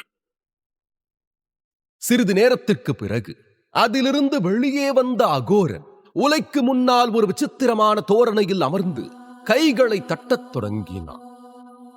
அகோரன் கைகளை தட்டியவுடன் ஆயுத சுத்திகரிப்பு பானையின் அடியில் நெருப்பு எரிந்தது. இதைத் தொடர்ந்து பானையின் சுவரில் தொடர்ச்சியான சிக்கலான பல குறியீடுகள் ஒன்றன் பின் ஒன்றாக தோன்றத் தொடங்கின. அவை பிரகாசமான சிவப்பு ஒளியை வெளியிட்டன. இதனால் முழு குகையும் இரத்த சிவப்பாக தெரிந்தது. இது நடந்தவுடன் குகையின் கூரையில் உள்ள கம்பிகளில் தொங்கிய மனிதர்கள் வலியால் கத்த ஆரம்பித்தனர். அவர்களின் வலிமிகுந்த அலறல்கள் குகை முழுவதும் எதிரொலித்தன. அவர்களின் உடல்களிலிருந்து வெளியேறும் இரத்தம் அதிகரித்தது. மேலும் அந்த இரத்தம் அனைத்தும் சுத்திகரிக்கும் ஆயுத சுத்திகரிப்பு பானைக்குள் துளி துளியாக சென்றது. இந்த இரத்தம் பானைக்குள் சென்றது. பானையின் சுவர்களில் உள்ள குறியீடுகளால் அது உறிஞ்சப்பட்டது. இதனால் சிவப்பு ஒளி இன்னும் பிரகாசமாக மாறியது. மேலும் இந்த ஒளி பானைக்குள் இருக்கும் ஆயுத துண்டுகளுடன் இணைந்து அவற்றை பிணைத்து அவற்றின் தரத்தை மேம்படுத்தும் வேலையை செய்ய ஆரம்பித்தது. பானை சுத்திகரிக்கும் வேலையை ஆரம்பித்த பின் அகோரன் ஒரு வாளை எடுத்தார். அந்த வாள் கருப்பு மற்றும் வெள்ளை நிறத்தில் வித்தியாசமாக இருந்தது. அகோரனின் கைகளில் இருக்கும் இந்த வாளை அவனுக்கு மிகவும் பிடித்தமான நரகத்தின் வாள். இது மிக உயர்ந்த மட்டத்தில் இருக்கும் ஒரு மரண ஆயுதம். அகோரன் சிறிது நேரம் அந்த நரக வாளை பிடித்துக் கொண்டு பெருமையுடனும் மென்மையுடனும் அந்த உலோகப் பொருளை பார்த்தார். அவன் கண்கள் தனது மகனை பார்த்து பெருமைப்படும் தந்தையைப் போல ஜொலித்தது. அவனது கண்கள் ஈரமாகிட, அவனது உடல் தளர்ந்திட அந்த வாளை மிகுந்த பாசத்தோடு தடவினார். வீரா இந்த காட்சியை தூரத்திலிருந்து பார்த்துக் கொண்டிருந்தார். அகோரனின் எதிர்வினையை கண்டவன் மனம் அதிர்ந்தது. இவ்வளவு நேரம் கொடூரம் ஜொலித்த அதே முகத்தில் மின்னிய பாசத்தை கண்டு வீரா திகைத்தார். வீராவின் இதயம் பயத்தால் நடுங்கியது. இவ்வளவு நேரம் வெறுமனே பேச்சுக்கு தான் பைத்தியக்காரன் திட்டிக்கிட்டு இருந்த. ஆனா இப்ப இவன் நடந்துக்கிறத பார்த்தா இவன் உண்மையிலேயே பைத்தியம்தான் போல. மனுஷங்களை விட ஆயுதத்து மேலதான் இவனுக்கு பாசம் ஜாஸ்தியா இருக்கு. இவன் கிட்ட இருந்து நான் எப்படிதான் தப்பிக்க போறேனோ? ஏதாவது ஒரு வாய்ப்பு எனக்கு கிடைச்சா கூட போதும். இவன் கிட்ட இருந்து எப்படியாவது தப்பிச்சிடுவேன். ஐயோ என்றபடி தப்பிக்க ஒரு வாய்ப்பை தேடிக்கொண்டிருந்த வீராவுக்கு உண்மையில் தப்பிக்க எந்த வாய்ப்பும் தருணமும் கிடைக்கவே இல்லை. தனது மரண ஆயுதத்தை மெருகூட்டிய பிறகு முகத்தில் ஒரு விசித்திரமான புன்னகையுடன் வீராவை நோக்கி தலையை திருப்பிய அகோரன் வீராவை பார்த்தபடி எழுந்து கூண்டிலிருந்து வீராவை வெளியே அழைத்து வந்தார். என் நரகவாலுக்கு உன்னோட சக்திகளை கொடுக்க போறத நினைச்சு நீ பெருமையா உணரணும், சரியா? என்றவன் நெருப்பு எரிந்து கொண்டிருந்த ஆயுத சுத்திகரிப்பு பானைக்குள் வீராவை தூக்கி வீசினார். அகோராவிடமிருந்து வீராவால் தப்பிக்க முடியுமா? நரக வாளின் சக்திகள் என்ன? தெரிந்து கொள்ள தொடர்ந்து கேளுங்கள். என் நரக வாளுக்கு உன்னோட சக்திகளை கொடுக்க போறத நினைச்சு நீ ரொம்ப பெருமைப்படணும், சரியா? என்ற அகோரன் வீராவை கூண்டிலிருந்து விடுவித்தார். கூண்டிற்குள் இருந்தபடி அகோரனை பார்த்த வீரா, இந்த பைத்தியக்காரனுக்கு பதில் சொல்றதா ரொம்ப பெரிய முட்டாள்தனமா இருக்கும் என்று எண்ணி எதுவும் சொல்லாமல் மெதுவாக தலையை மட்டுமே ஆட்டினார். பின் கூண்டிலிருந்து வெளியேறி எழுந்து நின்றார். இந்த நேரத்தில் அகோரன் எவ்வளவு சக்தி வாய்ந்தவன் என்பதை உணர்ந்ததா வீரா எதுவும் செய்ய இயலாதவனாக இருந்தார். அது சரி, இவன் கிட்ட இருந்து தப்பிக்க எனக்கு வழியே இல்லை. இதுக்கு நான் சிறையில இருந்தா கூட தப்பிக்க இன்னொரு நாள் ஏதாவது ஒரு வாய்ப்பு கிடைச்சிருக்கும். ஒரு நரகத்துல இருந்து தப்பிச்சு இன்னொரு நரகத்துல வந்து மாட்டிக்கிட்ட மாதிரி ஆயிடுச்சே, எல்லாம் என் நேரம் என்று புலம்பிய வீராவுக்கு தெரியாது இதுவும் கூட அவனது சதிகார சித்தப்பாக்களின் வேலைதான் என. அவ்வளவுதான் வீரா, சீக்கிரமாவே உன்னை எரிச்சு உன்னோட சாம்பலை எடுத்து பூசிக்க போறான். ஐயோ என்று சத்தமாக உலறி பெருமூச்சு விட்டான். தன்னைத்தானே தற்காத்துக் கொள்ள முடியாமல் போவது மிகவும் பரிதாபம்தான். இருப்பினும் கடைசி முயற்சியாக வீரா ஒருமுறை தப்பிக்க முயன்றான். தன்னை எரிப்பது அகோரனுக்கு அத்தனை எளிதானதாக இருக்கக்கூடாது என்று வீரா விரும்பினான். ஆனால் இந்த முயற்சியும் பயனற்றுப் போனது. நொடியில் அவனை பிடித்த அகோரன் சுலபமாக அவனை இழுத்து சென்று ஆயுத சுத்திகரிப்பு பானையின் முன் நின்றான். வீரா அவன் பிடியிலிருந்து நழுவ எவ்வளவோ போராடியும் அகோரன் அவனை பானைக்குள் மிக எளிதாக தள்ளிவிட்டான். அந்த பானையின் உள்ளே மிகவும் இருட்டாக இருந்தது. ஆனாலும் அங்கு ஆயுதங்களின் எரிந்த எச்சங்கள் இருப்பதையும் பானையின் நடுவில் ஒரு உலோக மேசை வைக்கப்பட்டிருப்பதையும் அந்த எச்சங்களின் ஜொலிப்பில் வீராவால் பார்க்க முடிந்தது. அப்போது திடீரென வீராவின் பின்னால் தோன்றிய அகோரன் தனது நரக வாளை அந்த மேசையில் வைத்துவிட்டு வீராவை பார்த்து ஒரு கொலைகார புன்னகையை சிந்தியபடி வெளியே செல்லப் போனான். ஆனால் அப்போது திடீரென ஏதோ மறந்துவிட்டது போல் நின்றவன் திரும்பி காற்றில் கைகளை அசைத்தான். இதனால் ஒரு மஞ்சள் தூசி போன்ற பொருள் தோன்றி வீராவை முழுவதுமாக மூடியது. அடுத்த கணம் வீராதை உள்ளிழுக்க ஒரு சிறிய அளவு மயக்கும் மனம் கொண்ட மஞ்சள் தூள் அவனது உடலில் நுழையத் தொடங்கியது. அது ஒரு சிறிய அளவாகவே இருந்தாலும் அதன் விளைவு வீராவை பலவீனப்படுத்த போதுமானதாக இருந்தது.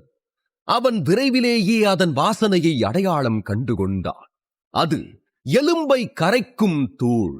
உண்மையில் இது பாதிக்கப்பட்டவர்களின் தசைகள் மற்றும் எலும்புகளை கொஞ்சம் கொஞ்சமாக கொல்லும் ஒரு விஷ மருந்து. இதனால் பாதிக்கப்பட்டவரது கை கால்கள் அனைத்தும் முடக்குவாதம் வந்த நபரைப் போல பலவீனம் அடைந்திடும். வீரா அகோரனின் சக்திக்கும் வலிமைக்கும் அடிபணிந்ததாக காட்டவே அவன் சொன்ன அனைத்திற்கும் அப்பாவி போல நடித்து நடந்து கொண்டிருந்தான்.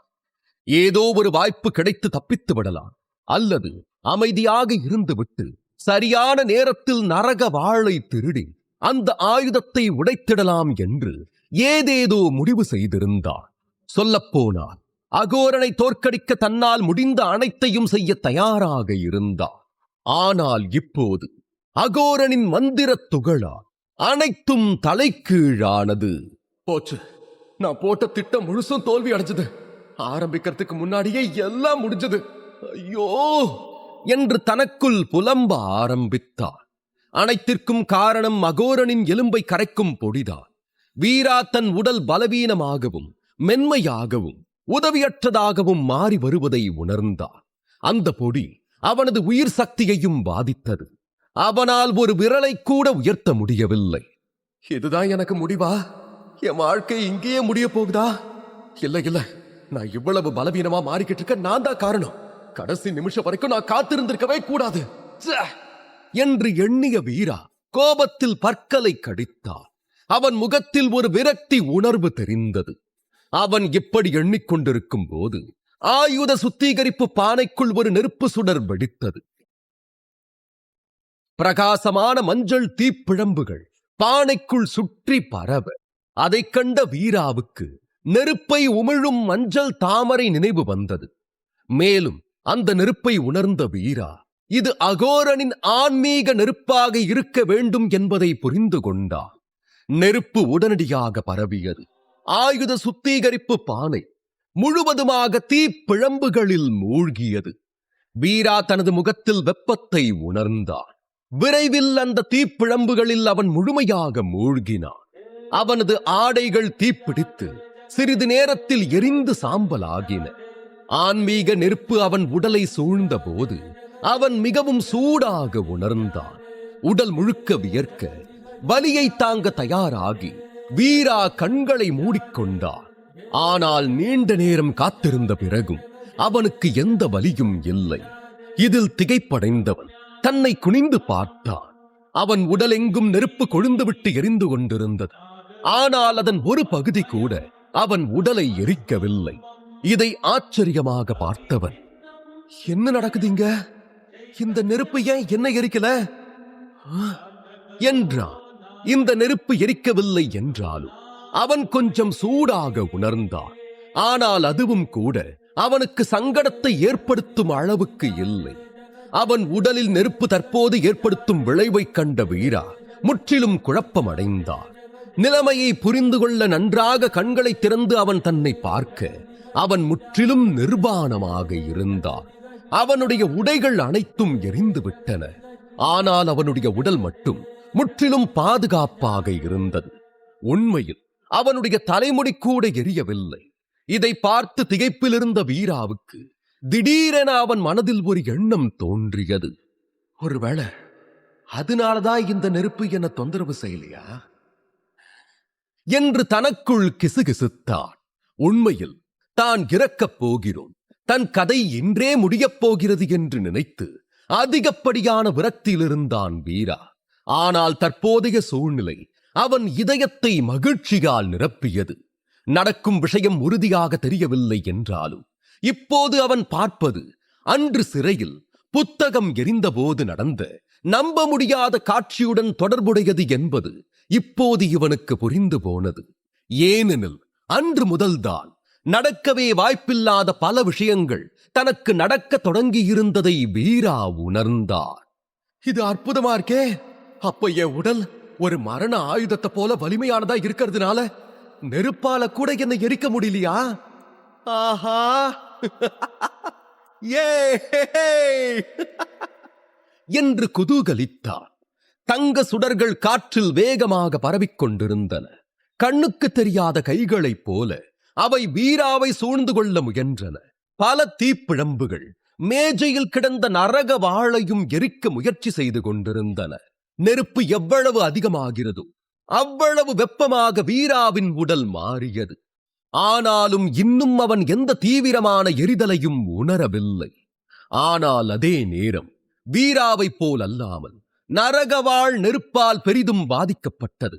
நெருப்பு வளர்ந்து உலோகம் சூடாகும் போது வாளின் கருப்பு மற்றும் வெள்ளை பாகங்கள் ஒரு விசித்திரமான ஒளியுடன் பிரகாசித்தன. அது நெருப்பின் சக்தியை உறிஞ்சுவது போல ஜொலிக்கத் தொடங்கின. ஒரு ஆயுதத்தை உருவாக்குறப்ப ரொம்பவே முக்கியமான விஷயம் என்னன்னா, ஆயுதத்தை எப்ப நெருப்புல போடுறோங்கிறதும் நெருப்போட சக்திய ஆயுதத்துல எப்ப ஊடுருவ அனுமதிக்கிறோங்கிறதும் தான். இது ரொம்பவே தனித்துவமான முறை. இப்ப நரகவாளை சுத்தி தீப்பிழம்புகள் இருக்கு. அதே மாதிரி என்ன சுத்தியும் தீப்பிழம்புகள் இருக்கு. அது உருகுது. ஆனா நான் என்று வீரா முன்னோக்கி பார்த்தபடி யோசித்தான். இது கொஞ்சம் விசித்திரமாக இருந்தது. ஏனென்றால் வீராவும் இப்போது கொப்பரைக்குள் தான் இருந்தான். தீப்பிழம்புகளால் சூழப்பட்டிருந்தான். ஆனாலும் நல்ல ஆரோக்கியத்துடன் ஆயுதத்தின் சுத்திகரிப்பு செயல்முறையை ஆர்வமாக பார்த்துக் கொண்டிருக்கிறான். அப்போது திடீரென அகோரனின் ஆச்சரியமான குரல் பானைக்கு வெளியே இருந்து கேட்டது. ஆஹா, என்ன ஒரு நறுமணோ! இதுவரை எத்தனை பேரை எரிச்சிருக்க, ஆனா இப்ப இவனை எரிக்கும் போது வர நறுமணம் இருக்கே, என்ன அப்படியே துள்ளி குதிக்க வைக்குது என்றபடி மகிழ்ச்சியுடன் சிரித்துக் கொண்டிருந்தான். இதை கேட்ட வீரா சிரித்தான். அவனது நரகவாள் அந்த வெப்பத்தினால் உருகி ஊற்றும் நிலையில் வெளியிடும் நறுமணத்தை தான் அகோரன் வீராவின் உடலிலிருந்து வருவதாக நினைத்து குதித்துக் கொண்டிருந்தார். சூடான தீப்பிழம்புகளால் அந்த நரகவாளை சுத்திகரிக்கும் செயல்முறை மிக நீண்டதாக இருந்தது. மேலும் வீரா இந்த நேரத்தில் சாம்பலாகி இருப்பான் என்று எதிர்பார்த்த அகோரன் பானைக்குள் எட்டி பார்த்தான். ஆனால் அவன் உள்ளே பார்த்தபோது வீரா முன்பு இருந்த அதே நிலையில் இருந்தான். இந்த காட்சியை பார்த்து, இது எப்படி சாத்தியம்? இவன் எப்படி இன்னும் உயிரோட இருக்கான் என்று யோசித்து திடுக்கிட்டான். பின் தன்னைத்தானே சமாதானப்படுத்திக் கொண்டவன், இவன் சாதாரண மனுஷனாக இருந்தாலும் இவன் மேல இருந்து ஒரு மரண ஆயுதத்தோட வாசனை வீசுது. அப்ப நிச்சயம் ஒரு மரண ஆயுதத்தை போலவே இவன் வலிமையானவனா இருக்க வாய்ப்பு இருக்கு. ஆனா இன்னும் எரியலனா இந்த நெருப்பு தான் பத்தலன்னு நினைக்கிறேன் என்று கணக்கிட்டான். பின் தன்னிடம் வீரா மாட்டிக்கொண்டதை நினைத்து உற்சாகம் அடைந்தான். இதனால் அகோரன் முகம் பிரகாசித்தது. உண்மை என்னவென்றால் அவன் ஒருபோதும் சாதாரண நுட்பங்களை பயன்படுத்தியதில்லை. பயங்கரமான முறைகள் மூலம் ஆயுதங்களை செம்மைப்படுத்தி உருவாக்கினான். அப்படி இருக்க வீராவிடம் இருந்த விசித்திரமான சக்தியை கண்டு அவன் இன்னும் சிலிர்த்துப் போயிருந்தான். அவன் ஏற்றிய நெருப்பு 2ஆம் தரத்தை சேர்ந்தது. உண்மையில் ஒரு சாதாரண நெருப்பை விட 10 மடங்கு சக்தி வாய்ந்தது. ஆனால் அந்த நெருப்பு கூட வீராவுக்கு தீங்கு விளைவிக்கவில்லை. இதை பற்றி யோசித்த அகோரனுக்கு இதை எப்படி எடுத்துக்கொள்வதென தெரியவில்லை. ஒரு இளைஞன் தீப்பிழம்புகளுக்கு மத்தியில் நிற்கிறான். ஆனால் நெருப்பால் அவனுக்கு ஒரு துளி கூட தீங்கு செய்ய முடியவில்லை. இதை பார்த்து அகோரனுக்கு ஒருபுறம் ஆச்சரியம், மகிழ்ச்சி இருந்தாலும் மறுபுறம் சோகமாகவும் உணர்ந்தார். உண்மையில் வீராவின் உடல் ஒரு பெரிய ஆயுதம். அவனை வைத்து அகோரனால் சக்தி வாய்ந்த ஆயுதங்களை உருவாக்க முடியும். ஆனால் இங்கு பிரச்சனையோ அவனை நெருப்பால் கூட அழிக்க முடியாது என்பதுதான். அதனால் அவன் அடுத்து என்ன செய்ய வேண்டும் என்று தடுமாறி நின்றான். சிறிது நேரம் யோசனையில் இருந்த அகோரன் தனது கையை சட்டை பையில் விட்டு ஒரு மாத்திரையை எடுத்தான். அந்த மாத்திரையில் தீப்பிழம்புகள் போன்ற கோடுகள் இருந்தன. அக்னிக்கலன் மாத்திரை. இந்த மாத்திரையை பார்த்ததும் அகோரன் தனது பைத்தியக்காரத்தனமான சிரிப்பில் சத்தமாக கர்ஜித்தார். இது 3ஆம் தர மாத்திரை. விலை உயர்ந்தது. கிட்டத்தட்ட ஒரு முழு நகரத்திற்கும் சமமான மதிப்பு கொண்ட இது சிறிது நேரத்திற்கு நெருப்பின் அளவை அதிகரிக்க உதவும். இந்த ஒரு மாத்திரையை பெற அகோரன் ஒரு உயர்தர விலைமதிப்பற்ற மரண ஆயுதத்தை வர்த்தகம் செய்தார். இந்த விலைமதிப்பற்ற அக்னிக்கலன் மாத்திரையை வீணாக்க அகோரனுக்கு விருப்பமில்லை. உண்மை என்னவென்றால் அவன் அதை பல ஆண்டுகளாக பாதுகாத்து வைத்திருந்தார். அதனால் அந்த மாத்திரையை பார்த்ததும் அவனது கண்களில் ஒரு தயக்கம் தோன்றியது. அந்த மாத்திரையை விரல்களுக்கு இடையில் உருட்டியபடி அதை பயன்படுத்தலாமா வேண்டாமா என்று யோசித்தார். ஆனால் பின்னர் தன்னை நிதானப்படுத்திக் கொண்ட அகோரன், நான் ஒவ்வொரு முறையும் இந்த மாதிரி ஏதாவது நடவடிக்கை எடுக்கிறப்பவும் ஒரு உயர்மட்ட மரண ஆயுதத்தை வெற்றிகரமா உருவாக்கி சாதனை படைச்சிருக்க. அதே மாதிரி இந்த முறையும் நான் துணிஞ்சு இதுல இறங்கி வெற்றி பெற்றுட்டா அது என் நரக வாழா ஒரு ஆன்மீக ஆயுதமா கூட மாத்த வாய்ப்பு இருக்கு. எப்பவும் போல என் அதிர்ஷ்டம் எனக்கு கை கொடுக்கும் என்று நினைத்தார். இந்த எண்ணம் அவனது மனதில் தோன்றியவுடன் அகோரனின் இதயம் அதிகப்படியான உற்சாகத்தில் சத்தமாக துடிக்கத் தொடங்கியது. அக்னிக்கலன் மாத்திரையை தனது வாயில் வைத்துக் கொள்ள அகோரனுக்கு இனி எந்த ஊக்கமும் தேவையில்லை, தயக்கமும் இருக்கவில்லை. ஒரு பெருமூச்சு விட்ட அகோரன் மாத்திரையை விழுங்கிட அடுத்த நொடி அவனது தொண்டை எரியும் நெருப்பைப் போல சூடாகியது. அவனது கண்கள், காதுகள், மூக்கு மற்றும் வாயிலிருந்து தீப்பிழம்புகள் வெளியேறத் தொடங்கின. அவனுக்குள் இருந்த நெருப்பு சுடர்விட்டு எரியத் தொடங்கியது. அடுத்த சில நிமிடங்களில் அவனது உடலிலிருந்து நெருப்பு வெளியேறி ஆயுதத்தை சுத்திகரிக்கும் பானைக்குள் செல்லத் தொடங்கியது. அக்னிக்கலன் மாத்திரையின் சக்தியால் அகோரனின் வாயிலிருந்து வெளியேறும் நெருப்பு இப்போது மிகவும் சக்தி வாய்ந்ததாக மாறியிருந்தது. அந்த பானை முழுக்க நெருப்பு சுற்றி பரவியது. தீ கொழுந்துவிட்டு பற்றி எரிந்ததால் குகை முழுவதும் அசாதாரண வெப்பத்தால் நிரம்பியது. கூண்டுகளில் அடைக்கப்பட்ட பலர் இந்த பயங்கரமான வெப்பத்தால் எரிந்து சாம்பலானார்கள். குகை முழுவதும் அவர்களின் வலிமிகுந்த அலறல்களாலும் சதை எறியும் வாசனையிலும் நிரம்பி வழிந்தது. அதே நேரம் அந்த நெருப்பு அகோரனையும் விடாமல் அவனையும் சுற்றி வளைத்து எரிக்கத் தொடங்கியது. தன்னை தீண்டிய நெருப்பை பார்த்த அகோரன் தனது பைத்தியக்காரத்தனமான பாணியில் சத்தமாக சிரிக்கத் தொடங்கினார். அக்னிகலன் மாத்திரையின் விளைவால் நெருப்பு முற்றிலுமாக பற்றி எரிந்தது. குகை கடுமையான வெப்பத்தால் நிரம்பியது.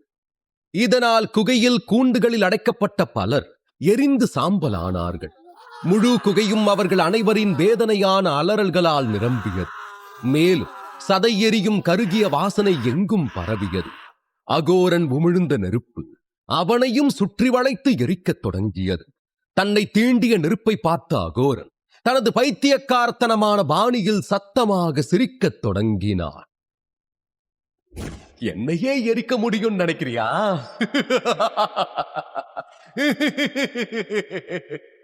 என்றவனது உடலில் இருந்த துணிகளும் நெருப்பில் பொசுங்கியது.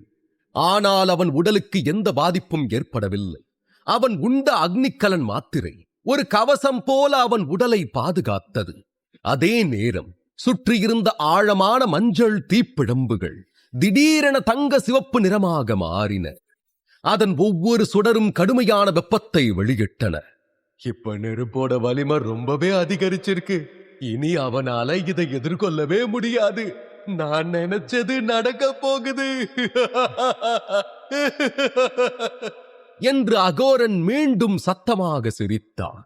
வீராவும் இப்போது அதிகரித்திருந்த நெருப்பின் வலிமையை உணர்ந்து வெளிரிய முகத்துடன் அந்த தங்க சிவப்பு தீப்பிழம்புகளை கண்டான். எதிர்பார்த்தபடி நேரம் ஆக ஆக நெருப்பு முன்பை விட வலுவாக மாறிக்கொண்டே இருந்தது.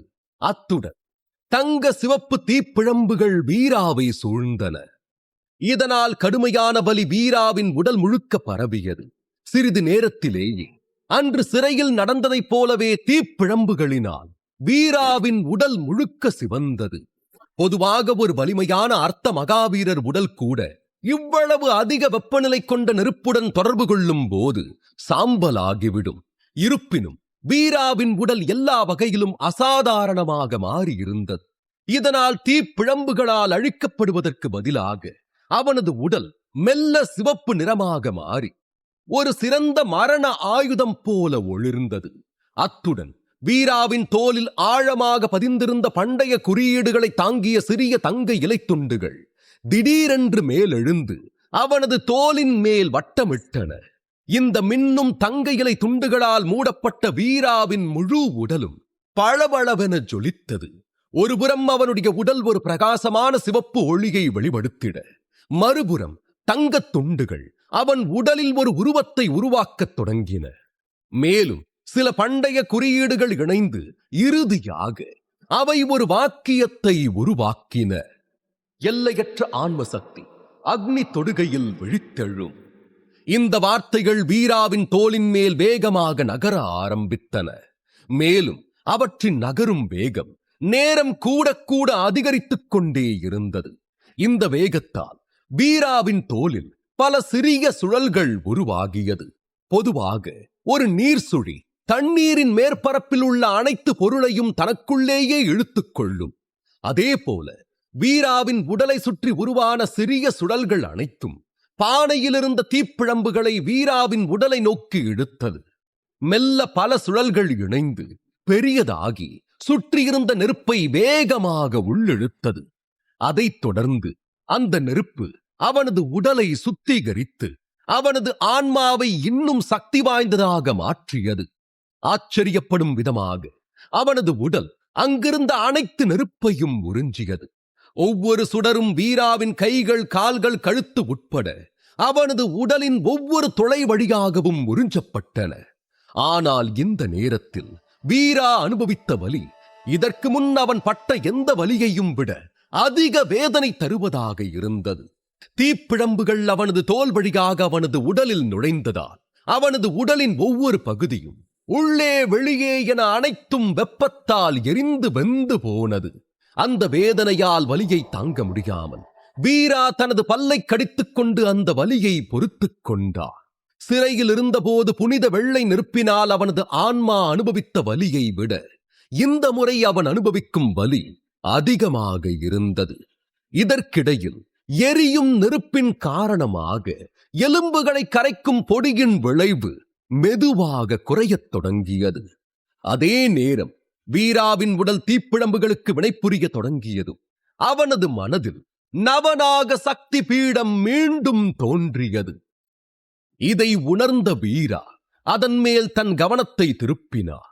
இந்த நேரத்தில் அவனுக்குள் இருந்த புனித வெள்ளை நெருப்பு முழுவதும் செயலற்ற அமைதியான நிலையில் இருந்தது. ஆனால் அவன் உடலில் வினைபுரியும் நெருப்பின் அளவு அதிகரிக்க அதிகரிக்க பீடத்தின் நிலையில் திடீர் மாற்றம் ஏற்பட்டது. பீடத்திற்குள் இருந்த புனித வெள்ளை நெருப்பின் தீப்பிழம்புகளும் வேகமாக அதிகரிக்கத் தொடங்கின. ஒரு கட்டத்தில் புனித வெள்ளை நெருப்பின் தீப்பிழம்புகள் வீராவின் ஆன்மாவை தாக்கி அவனை முழுவதுமாக மூழ்கடித்தன. மெதுவாக புனித வெள்ளை நெருப்பு வீராவின் ஆன்ம பரிமாணத்திலிருந்து வெளிவந்தது. ஆனால் அப்படி வெளிவந்த புனித வெள்ளை நெருப்பு ஆச்சரியம் தரும் விதமாக ஒரு உயிரினத்தைப் போல தெரிந்தது. அத்துடன் அந்த புனித வெள்ளை நெருப்பு ஒரு விசித்திரமான சத்தத்தை எழுப்பி நரக வாளை நோக்கி விரைந்தது. அகோரனின் நரக வாள் மிகவும் சக்தி வாய்ந்த உலோக கலவையால் ஆனது. அதனால்தான் அகோரன் அதை சக்தி வாய்ந்ததாக மாற்ற இத்தனை நேரம் எரியும் நெருப்பில் போட்ட பிறகும் அது முழுதாக உருகவில்லை. ஆனால் புனித வெள்ளை நெருப்பு அந்த விலைமதிப்பற்ற மரண ஆயுதத்தை தொட்டவுடன் அது உடனடியாக உருகி சில துளிகள் சூடான உலோகமாக மாறியது. புனித வெள்ளை நெருப்பின் இந்த பயங்கர சக்தியை வீரா கண்டார். அவனது முகத்தில் திகைப்பு தோன்றியது. அந்த ஆச்சரியத்தில், இந்த புனித வெள்ளை நெருப்பு உண்மையிலே என்ன? அது எப்படி இவ்வளவு சக்தி வாய்ந்ததா இருக்கு என்று யோசித்தான். அப்போதுதான் வீராவுக்கு அவன் அப்பா ராஜேந்திர சிம்மன் சொன்ன சுந்தர தேசத்தின் பிரபலமான கதை நினைவுக்கு வந்தது. அதில் அசுரர்கள் சுந்தர தேசத்தை முற்றிலுமாக அழித்தனர் என்றும், அப்போது நாகரிஷி அங்கு தோன்றி அனைத்து அசுரர்களையும் தனது புனித வெள்ளை நெருப்பால் எரித்து சாம்பலாக்கினார் என்றும் கூறியிருந்தார். சுந்தர தேசத்தின் அரச குடும்பத்தை சேர்ந்த ஒவ்வொரு குழந்தைக்கும் குறிப்பிட்ட வயது வந்ததும் இந்த கதையை கூறிதான் அந்த குழந்தையின் வீரத்தை வளர்ப்பர். இதை யோசித்து பார்த்ததும் வீராவின் மனதில் திடீரென ஒரு யோசனை பளிச்சிட்டது. அப்படின்னா அன்னைக்கு நான் நினைச்சது சரிதானா? இந்த வெள்ள நெருப்பு நாகரிஷிக்கு சொந்தமானதா? அவர் அந்த நேரத்துல அசுரர்களை கொல்ல பயன்படுத்தினது இதே புனிதமான வெள்ளை நெருப்பு தானா என்றவன் மிகவும் உற்சாகமாக உணர்ந்து உடனடியாக அடுத்த படியில் கவனம் செலுத்தினார். மேசையிலிருந்த நரகவாள் உருகியதும் பயங்கரமான வெள்ளைச் சுடர்கள் உருகிய உலோகத் துளிகளை வீராவின் ஆன்மா பரிமாணத்திற்குள் எடுத்தன. இந்த காட்சி வீராவை பயமுறுத்தியது. அவனது உடல் சக்தி வாய்ந்த ஒரு மரண ஆயுதத்தைப் போல உறுதியானது என்பதை அவன் அறிவான். ஆனால் இதுபோல உருகிய உலோகம் தனது உடலுக்குள் நுழைவதை அவன் இதுவரை முயற்சி செய்ததில்லை. அப்படியே நுழைந்தாலும் அது தனக்கு பாதிப்பு ஏற்படுத்துமா என பயந்தான். ஆனால் எவ்வளவோ முயற்சித்தும் அவனால் அதை தடுக்க முடியவில்லை. அவனது கண்களுக்கு முன்பாகவே உருகிய உலோகம் அவனது உடலில் நுழைந்தது. பயத்தில் கண்ணை மூடி எதையோ எதிர்பார்த்தவன் சிறிது நேரம் கழித்தும் எதுவும் நடக்காததையும் தான் இன்னும் நலமாக இருப்பதையும் கண்டு ஆச்சரியப்பட்டான். மேலும் புனிதமான வெள்ளை நெருப்பு அந்த உலோகத் துளிகளை நவநாக சக்தி பீடத்துக்குள் வைத்ததை கவனித்தான். மேலும் நவநாக சக்தி பீடத்திற்கு உள்ளே நடக்கும் இயக்கத்தையும் வீராவால் நன்றாக பார்க்க முடிந்தது. உலோகத் துளிகள் திடீரென்று 8 பகுதிகளாக பிரிந்து ஒவ்வொரு துளியும் பீடத்தின் மேல் செதுக்கப்பட்ட 8 தெய்வீக நாகங்களின் சிலைகளுக்குள் நுழைந்தது. உலோகத் துளிகள் உள்ளே நுழைந்தவுடன் அத்தனை தெய்வீக நாகங்களின் தலைகளிலும் பல்வேறு வண்ண நாகமணிகள் தோன்றிட அதிலிருந்து ஒளிக்கதிர்கள் வெளியே வந்தன. இந்த கதிர்கள் அவற்றின் தலையிலிருந்து வாள்களை நோக்கி பாயத் தொடங்கின. ஒவ்வொரு நாக சிலைக்கும் அதற்கேற்றது போல சிவப்பு, கருப்பு, வெள்ளை, தங்கம் போன்று வேறு வேறு நிறத்தில் ஒளிக்கதிர்கள் இருந்தது. அந்த ஒளிக்கதிர்கள் அந்த அனைத்து பாம்புகளின் வாள்கள் வழியாக சென்று கீழே உள்ள 9வது பாம்பின் சிலைக்குள் நுழைந்தன. அடுத்த கணம் கடைசி பாம்பின் சிலை பிரகாசித்தது. அதிலிருந்து ஒரு பாம்பின் நிழல் வெளியே வருவது போல் தோன்றியது. அந்த நிழல் மிகவும் மங்கலாக இருந்தது. மேலும் 9வது பாம்பின் சிலையிலிருந்து வெளிப்படும் ஒளியை மெதுவாக உறிஞ்சத் தொடங்கியது. இதனால் அந்த நிழல் கொஞ்சம் கொஞ்சமாக தெளிவாகத் தொடங்கியது. வீரா இதைக் கண்டு ஆச்சரியமானான். விரைவில் நிழல் உருவம் ஒரு தெய்வீக பாம்பின் வடிவத்திற்கு மாறி அவனது கண்களுக்கு காட்சி அளித்தது. அந்த நாகத்தின் தலை நீல நிறத்தில் மிகவும் பிரகாசமாக இருக்க அதில் நீல நிற நாகமணி ஜொலித்தது. அதன் உடலின் மீதமுள்ள பகுதி அனைத்தும் 9 வண்ணங்களால் மிளிர்ந்தது. தெய்வீக பாம்பின் நிழல் ஒளியை முழுவதுமாக உறிஞ்சியவுடன் தெய்வீக பாம்பின் வாலில் ஒரு பாம்பு செதில் வெளிப்பட்டது. அத்துடன் ஒரு தங்க ஒளி சுற்றிலும் பரவத் தொடங்கியது. அது மட்டுமின்றி அந்த பாம்பு செதில்களிலிருந்து உலோகத் துளிகளின் ஒளியையும் உணர முடிந்தது. இந்த காட்சியை கண்ட வீரா சிறிது குழப்பமடைந்தார். ஆனால் பின்னர் முழு செயல்முறையையும் கவனித்த பிறகு தங்க ஒளி வீசும் அந்த பாம்பு செதில்கள் நிச்சயமாக இப்போது உறிஞ்சப்பட்ட உலோக துளிகளில் ஆனவை என்பதை புரிந்து கொண்டார். ஆனால் இதை எப்படி உறுதிப்படுத்துவது என்றுதான் அவனுக்கு தெரியவில்லை. மேலும் உண்மையில் வீரா தனது மனதில் காணும் இந்த ஒவ்வொரு காட்சியும் அவன் கற்பனைக்கு அப்பாற்பட்டதாக இருந்தது. ஆனால் அப்போது திடீரென அந்த செதில்களிலிருந்து தங்க ஒளி வெளிப்பட்டு ஒரு பெரும் சக்தி அலை அவன் உடலுக்குள் வந்தது. அதனால் அவனுடைய வலிமை ஒரே நேரத்தில் பல மடங்காக அதிகரித்தது. வீராவின் முன் தோன்றிய தெய்வீக நாகத்தின் கண்கள் இன்னும் மூடியிருந்தன. ஆனாலும் வீராவால் இந்த அதிகரித்த சக்தியை உணர முடிந்தது. ஒரே ஒரு பாம்பு செதில் தான் உருவாச்சு. ஆனா அந்த ஒரு பாம்பு செதில் மட்டுமே என் சக்திய பல மடங்கு பெருக்கிடுச்சே. அப்ப இதுவே பல்லாயிரக்கணக்கான பாம்பு செதில்கள் வெளியே வந்து அதோட அத்தனை சக்திகளும் தூண்டப்பட்டா என்ன ஆகும்?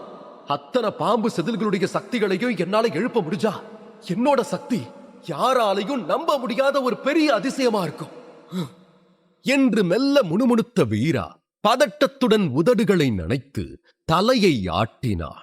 தன்னை நிதானத்திற்கு கொண்டு வர முயன்றான். இல்ல, இப்போதைக்கு இது ஒரு அதிகப்படியான யோசனை. இதுக்கு இன்னும் நேரம் இருக்கு. இது நான் தொட முடியாத ஒரு தூரத்துல இருக்கு. தெய்வீக நாகத்தோட அந்த செதில்களை எழுப்புறது ரொம்பவே கஷ்டம். ஒரே ஒரு பாம்பு செதிலை எழுப்புறதுக்கே எவ்வளவு கஷ்டமா இருக்கும்னு இப்பதானே தெரிஞ்சது.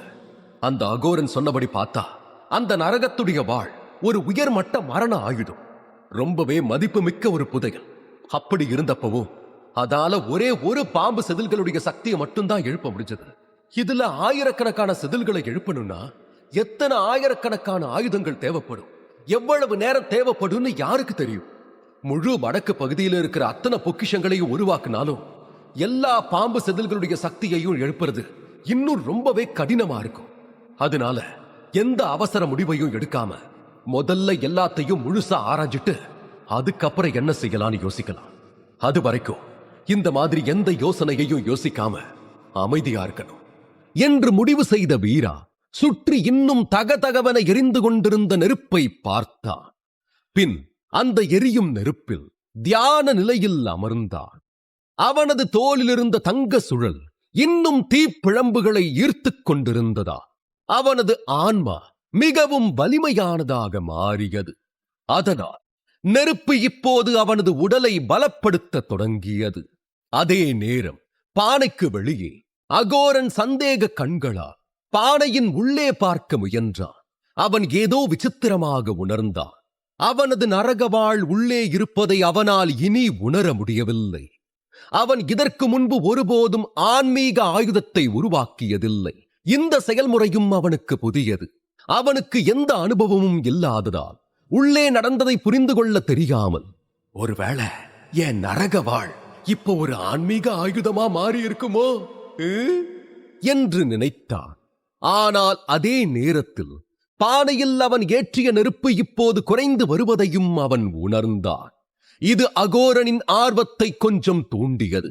இங்கே என்ன நடக்கிறது என்று யோசிக்கத் தொடங்கினான். ஒருவேளை நான் என்னோட முதல் ஆன்மீக ஆயுதத்தை உருவாக்கிட்டேன். இந்த எபிசோட் உங்களுக்கு பிடிச்சிருந்தா அந்த வீடியோக்கு ஒரு லைக் பட்டன் கொடுங்க. இந்த மாதிரி தொடர்ந்து வீடியோஸ்க்கு நம்ம சேனலை சப்ஸ்கிரைப் பண்ணிக்கோங்க. தேங்க்யூ.